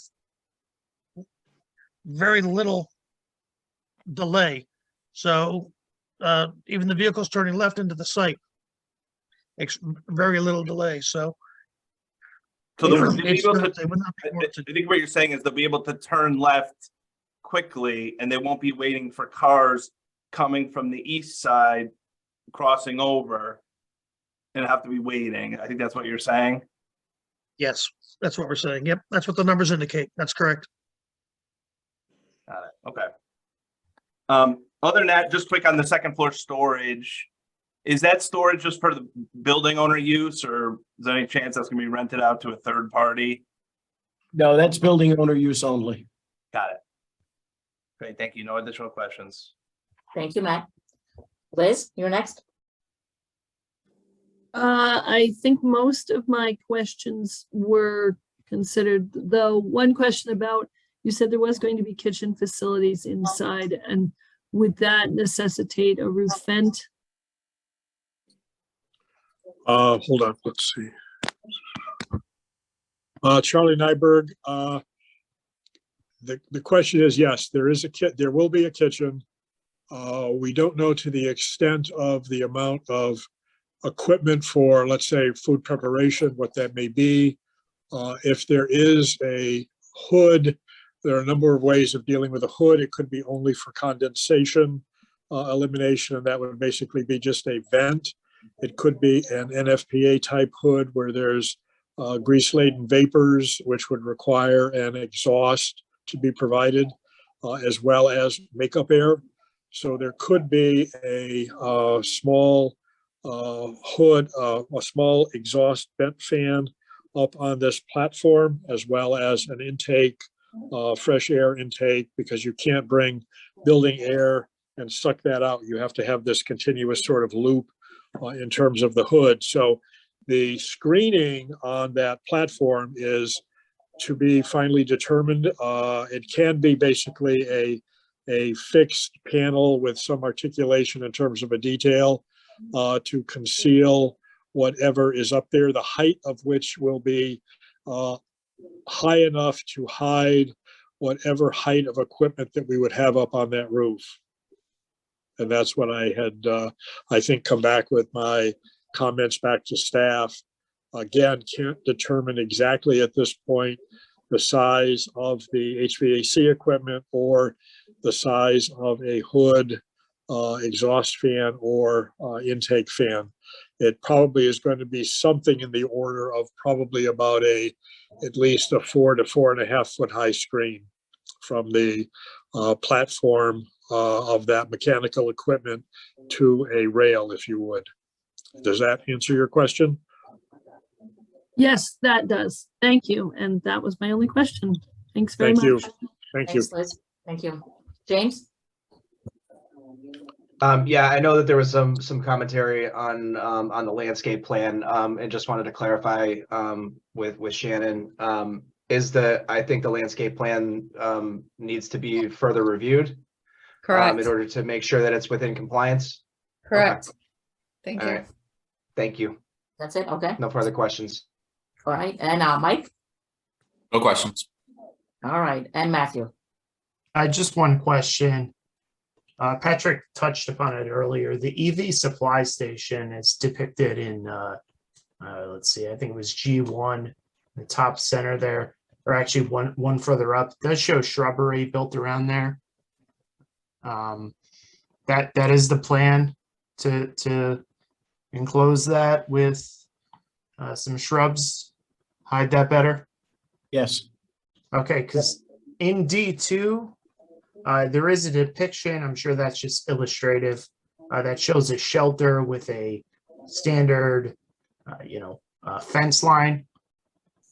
I was just curious if that is a good, accurate depiction. Yeah, this plan is, go ahead, Seb, but this plan's evolving as of late today. So Seb, go ahead. Seth Bovino, with Cratchit Jones, the detail for the EV equipment is there to indicate what's going to be within that area. But the plan is to landscape around it with the arborvitae to screen that area. Is it still gonna have the fence? Or are you gonna do a vinyl fence there? Let me look at that.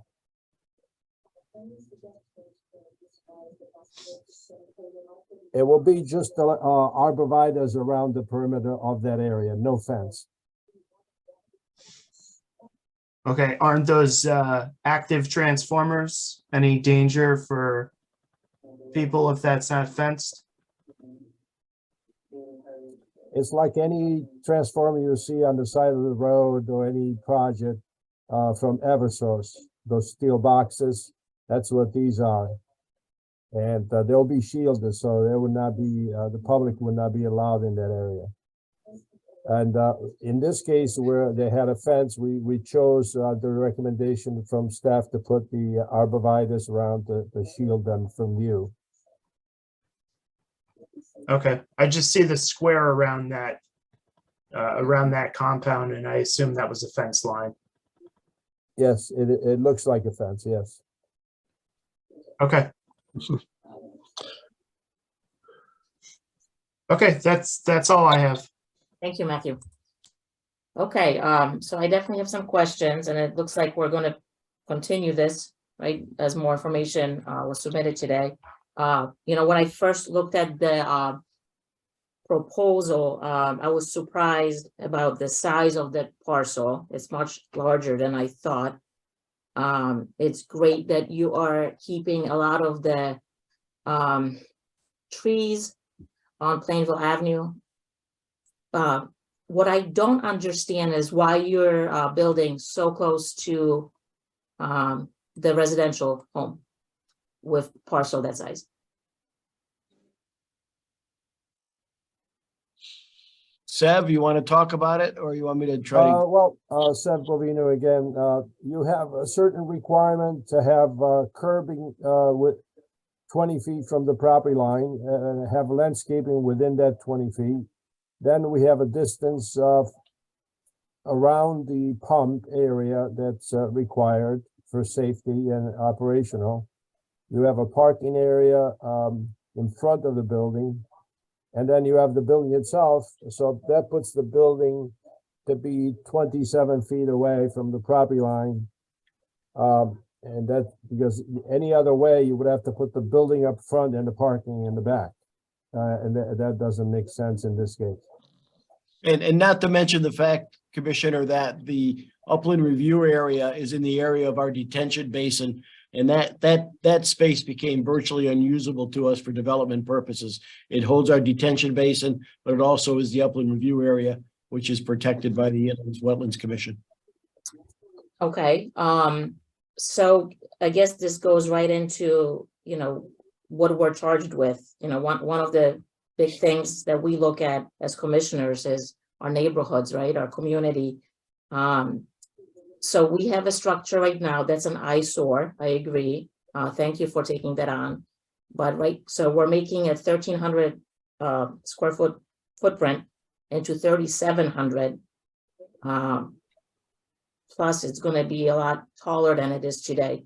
I just think it's too big for the neighborhood. And I don't think 20, you know, do you have a 95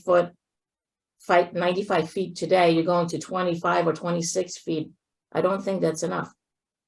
And I know we're going to look at the plantings, and there's going to be more information on what that buffer includes. Hearing about the fence, I think it's okay. I'm not a fan of fences. Often the things that we hear about are fences that are not kept up, fences that are damaged, and they over time look pretty bad. So I'm definitely curious to see what that buffer consists of. Can you tell me about the height of the building? It looked like 27 feet. Am I reading it correctly? The height, this is Charlie Nyberg again. the height of the gable at the front of the building is at 27, but that was something that was requested. Your regulation usually allows an average height on the gable roof, which is then 21 feet. Or 21 foot 10 inches. So again, I would say that we are within the average height. The gable ends on the north and south side are probably equivalent to a single-story house. The houses directly across the street from this site in this area are basically one floor. When you go to the that would be on the east side of 177. When you cross over the intersection and go to the houses which are on the east side heading south, those seem to be, for whatever reason, predominantly two-story houses. So I think that the gable end, although we do have, and again, back in the day when the houses were built, generally they would have had a 4 or 5 or even a 6 pitch. I'm using a 1-in-1 pitch. I'm using a 45-degree angle, so I have a roof pitch which is perhaps higher than what is in the neighborhood right now. But I would, based on my experience and view, that the gable ends are equivalent to the height of the one-story houses. We have a 10-foot eave height, and if you look at a lot of those, they're basically out of ground 1 foot to 2 feet, and then let's say an 8-foot eave height with their roof pitch. So we're probably within the average height of, on those, we have a 10-foot top plate, we have a 16-foot 4 average height, as well as then a 21-foot max height to ridge, but your regulations don't qualify it as the ridge. They go with the average height on the gable roof. So on the bigger section of the building, again, where we have that entrance, that again is showing on the section looking north, the height, as I've mentioned, of 27 to the ridge, but an average height there of 2110, again, commensurate with probably a two-story height, although these roof pitches are more contemporary than the older homes in that neighborhood would have. So is there any way to make it not as tall, this building? The only way to do this would be, and again, it's a question of my client's wish to have a storage area on the second floor of 1,000 square feet. Where by code, generally your code requirement is 7'6" is a minimum ceiling height in any structure. Again, generally on a proportion basis, when you're designing a space, you don't want to have it seem like you are squeezing floor to ceiling. What I'm showing is a 10-foot top of plate in all cases of that footprint with the structure, and then an 8-foot clear height on the space above. There might be a way to, if I was going to shave anything and still retain that storage space, I might be able to cut a foot off of it. I'm not sure that's enough. To change the roof pitch, again, would mitigate a bit of the storage ability. And if I grow too far, I think if you look at the east elevation on the A1 drawing, you'll see a dashed line, which is the 1,000 square feet running east or north to south of 50 feet. If I were to extend that over to the limit of the gable and drop that a bit, possibly, again, I guess it's a question of, it's a perception of how much is enough to drop the height. Is it a foot? Would it be 2 feet? I might be able to do a foot with the architecture. I'm not sure I could get to 2. Would that be sufficient? I don't know. I don't know in your mind if, as the chairman, if that would be a a sufficient enough change of elevation. Again, we are certainly pencil and paper at this point, and can certainly look at that if my client is amenable. But again, I don't know what your view versus what I am going to be able to do. If that's something that you would want me to look at for the, again, as an extended, the hearing will be extended. We could come back with another thought. I would try to keep this basically a similar look. If this is something that's gonna, I guess from my view, you've got two questions here. You've got the proximity of the building to the rear. If that's a killer, then my dropping this roof height is not going to mean much. But if that would be agreeable, that's workable, then certainly something to carry the day here to get this to be an approvable project, to get rid of what's there, the ugliness of that old service station. Again, that was done as probably a spot zone whenever it was first built. Certainly wouldn't be allowed to happen today, but it's there. Could be redone as what is there because it is there. But if it's something that I can come back and perhaps work with staff, how long do we have before, is it a month, 2 weeks before your next meeting? The next meeting is March 13th, and then the subsequent one is March 27th. Okay, so it's, if my client would agree, we could certainly look at something to help, again, in the interest of wanting to see this project from both my client's perspective approved, as well as trying to give something interesting and architecturally satisfying to that site. We can certainly look at it. Yeah, and Charlie, if I might add, the storage space on the second floor is critical because we're building this building on slab, and we don't have enough of storage to be able to manage the facility. So yes, if we can lower that roof a couple of feet, but we still need to keep the storage on the second floor. I can certainly drop that at least to, it may be a combination of having to change the plate height from 10 to maybe 9'6", and then drop the 8 foot to 7'6". So we may be able to do something there, as well as perhaps treating that storage area more like a cape, where we would still have a minimum ceiling height in the center section of 7'6", but dropping the edges down so it approximates what would happen in an old cape where we have a sloping ceiling up there, still allowing our client to have storage, but again, helping to address the concerns of both the chairman as well as the commission and the neighbors. Yeah, overall, it's the size, right? We're going from, yes, we know the eyesore, but from 2 Palms to 10. It is still a neighborhood. I know it's 177.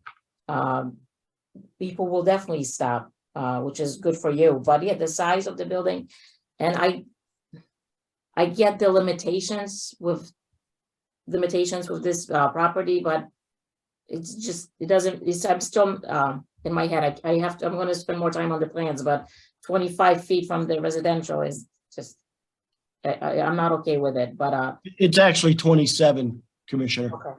From 95 feet, right? So one other, I don't want to keep everybody here because, geez, it's 10:30 and Shannon and I have to travel too. We talked about traffic. Traffic is just unfortunately being in Unionville. A lot of folks from other towns travel through our town, but traffic circulation is definitely something that we look at here.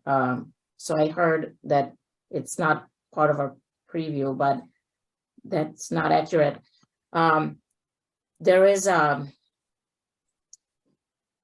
I heard that there's from Burlington Road to Plainville Avenue, there's no way to do a left turn lane, or it's not justified, I guess, for you guys, but I think that's I see a huge problem. Right now, we have a neighborhood on Railroad Avenue, if you're familiar with our town, and it's horrible, and that's a dead end neighborhood.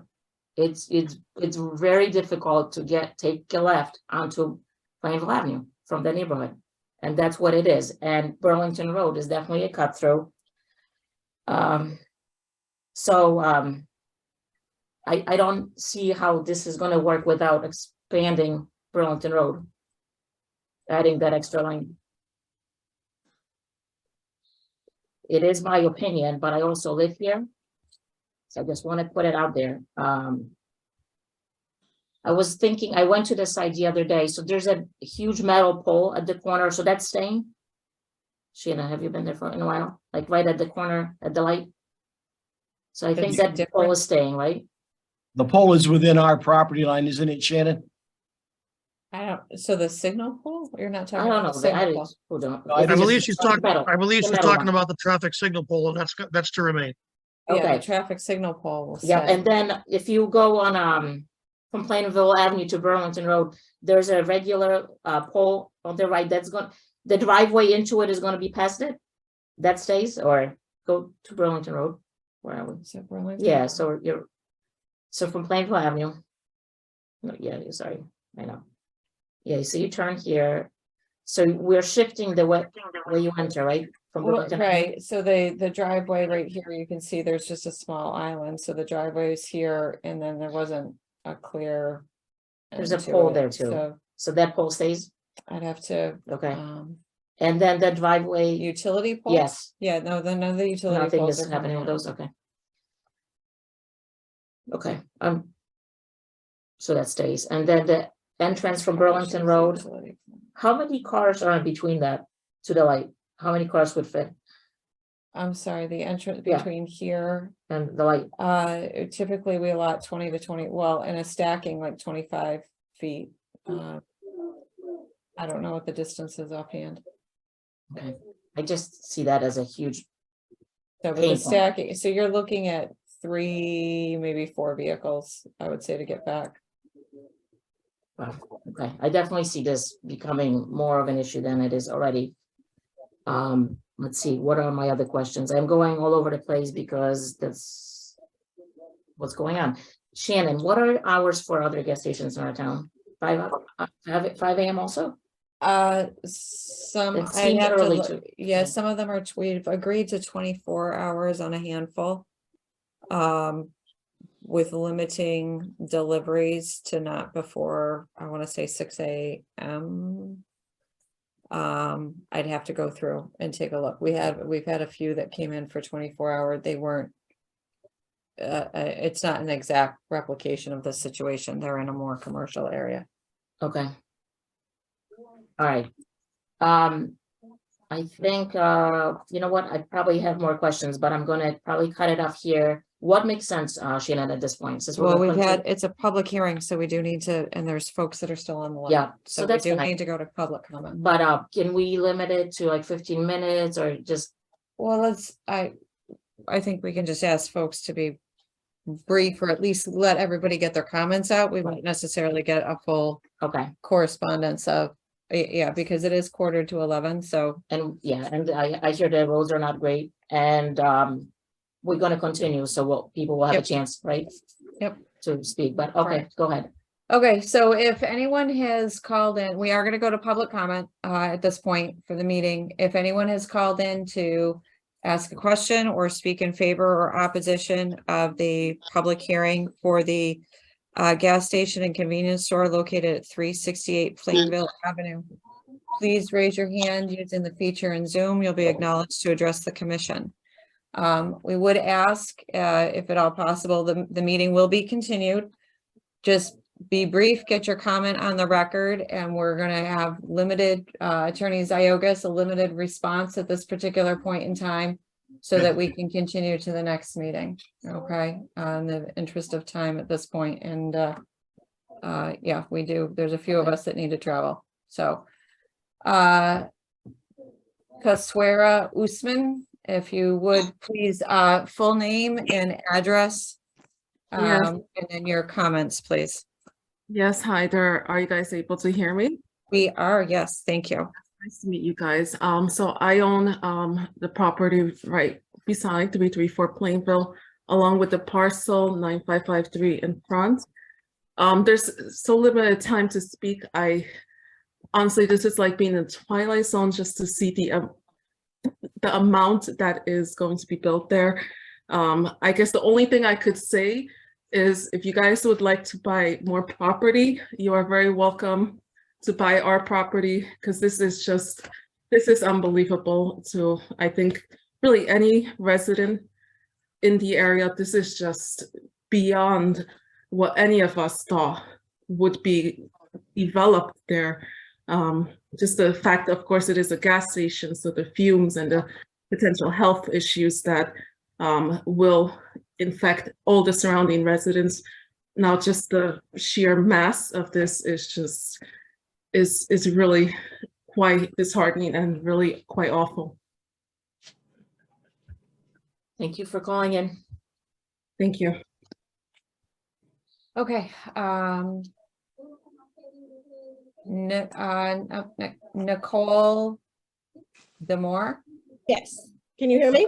Yes, we can. Yep, if you could, your full name and property address, please. My name is Nicole Demore, and I'm at 339 Plainville Avenue, basically directly across the street from this. Okay. And this is a monstrosity. This is not something that I would want to look at every day.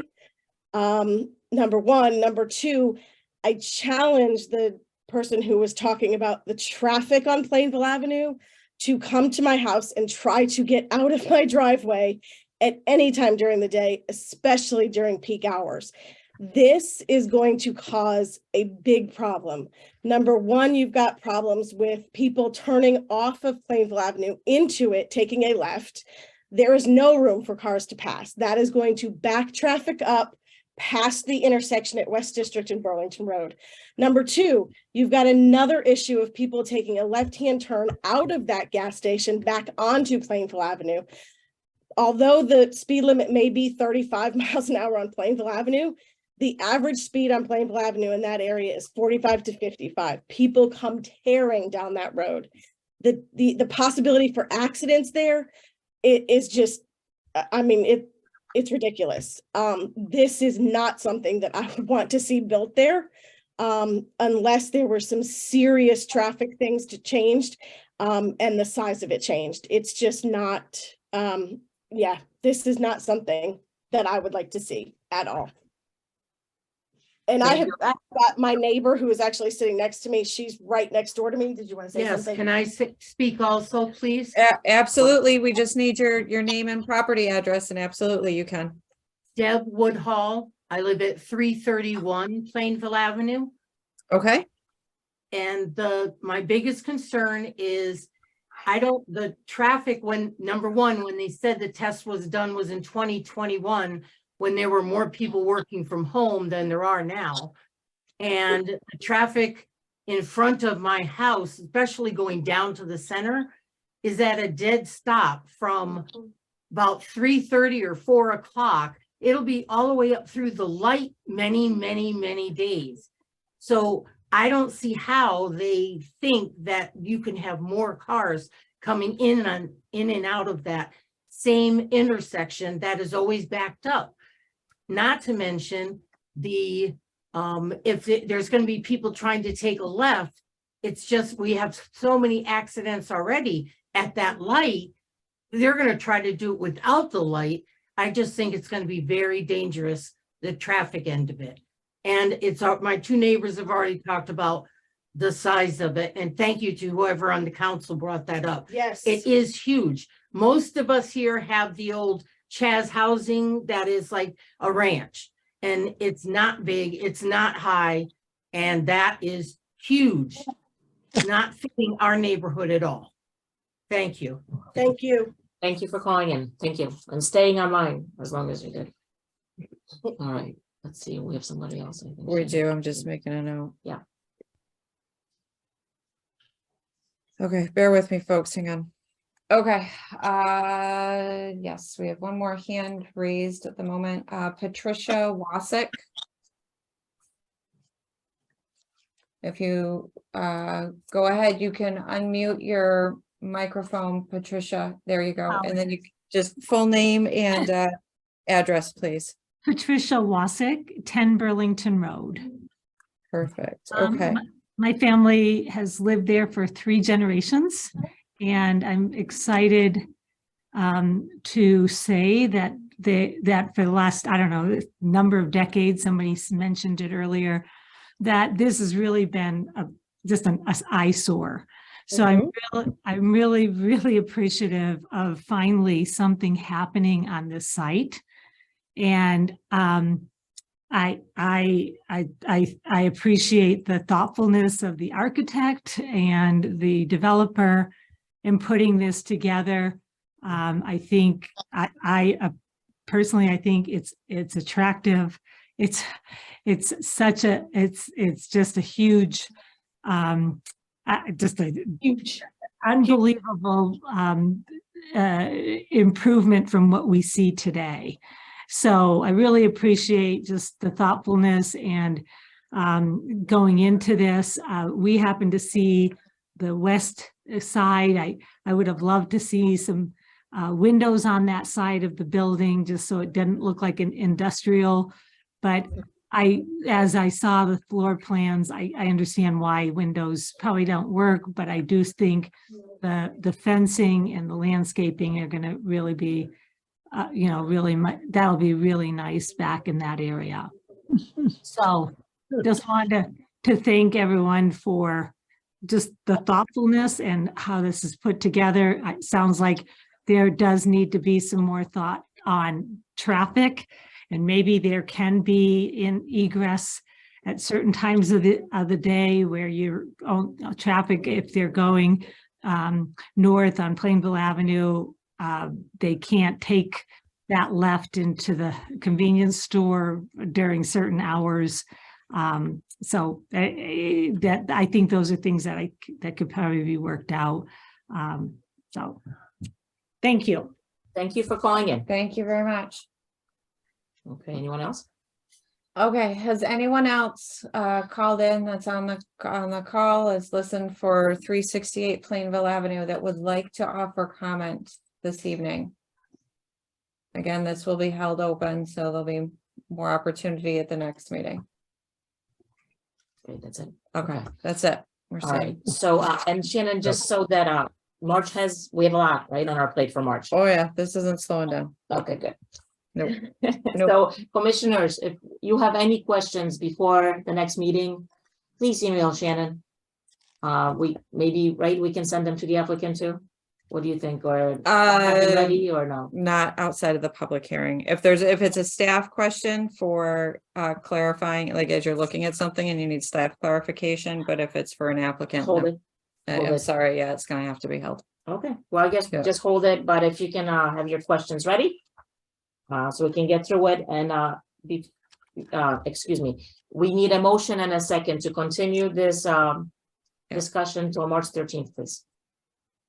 Yeah, Patrick Carrier, I'd like to make a motion to continue the application by BB Development LLC for special permit and site plan approval for gas station with convenience store located at 368 Plainville Avenue in a B1 zone until the March 13th, 2023 meeting.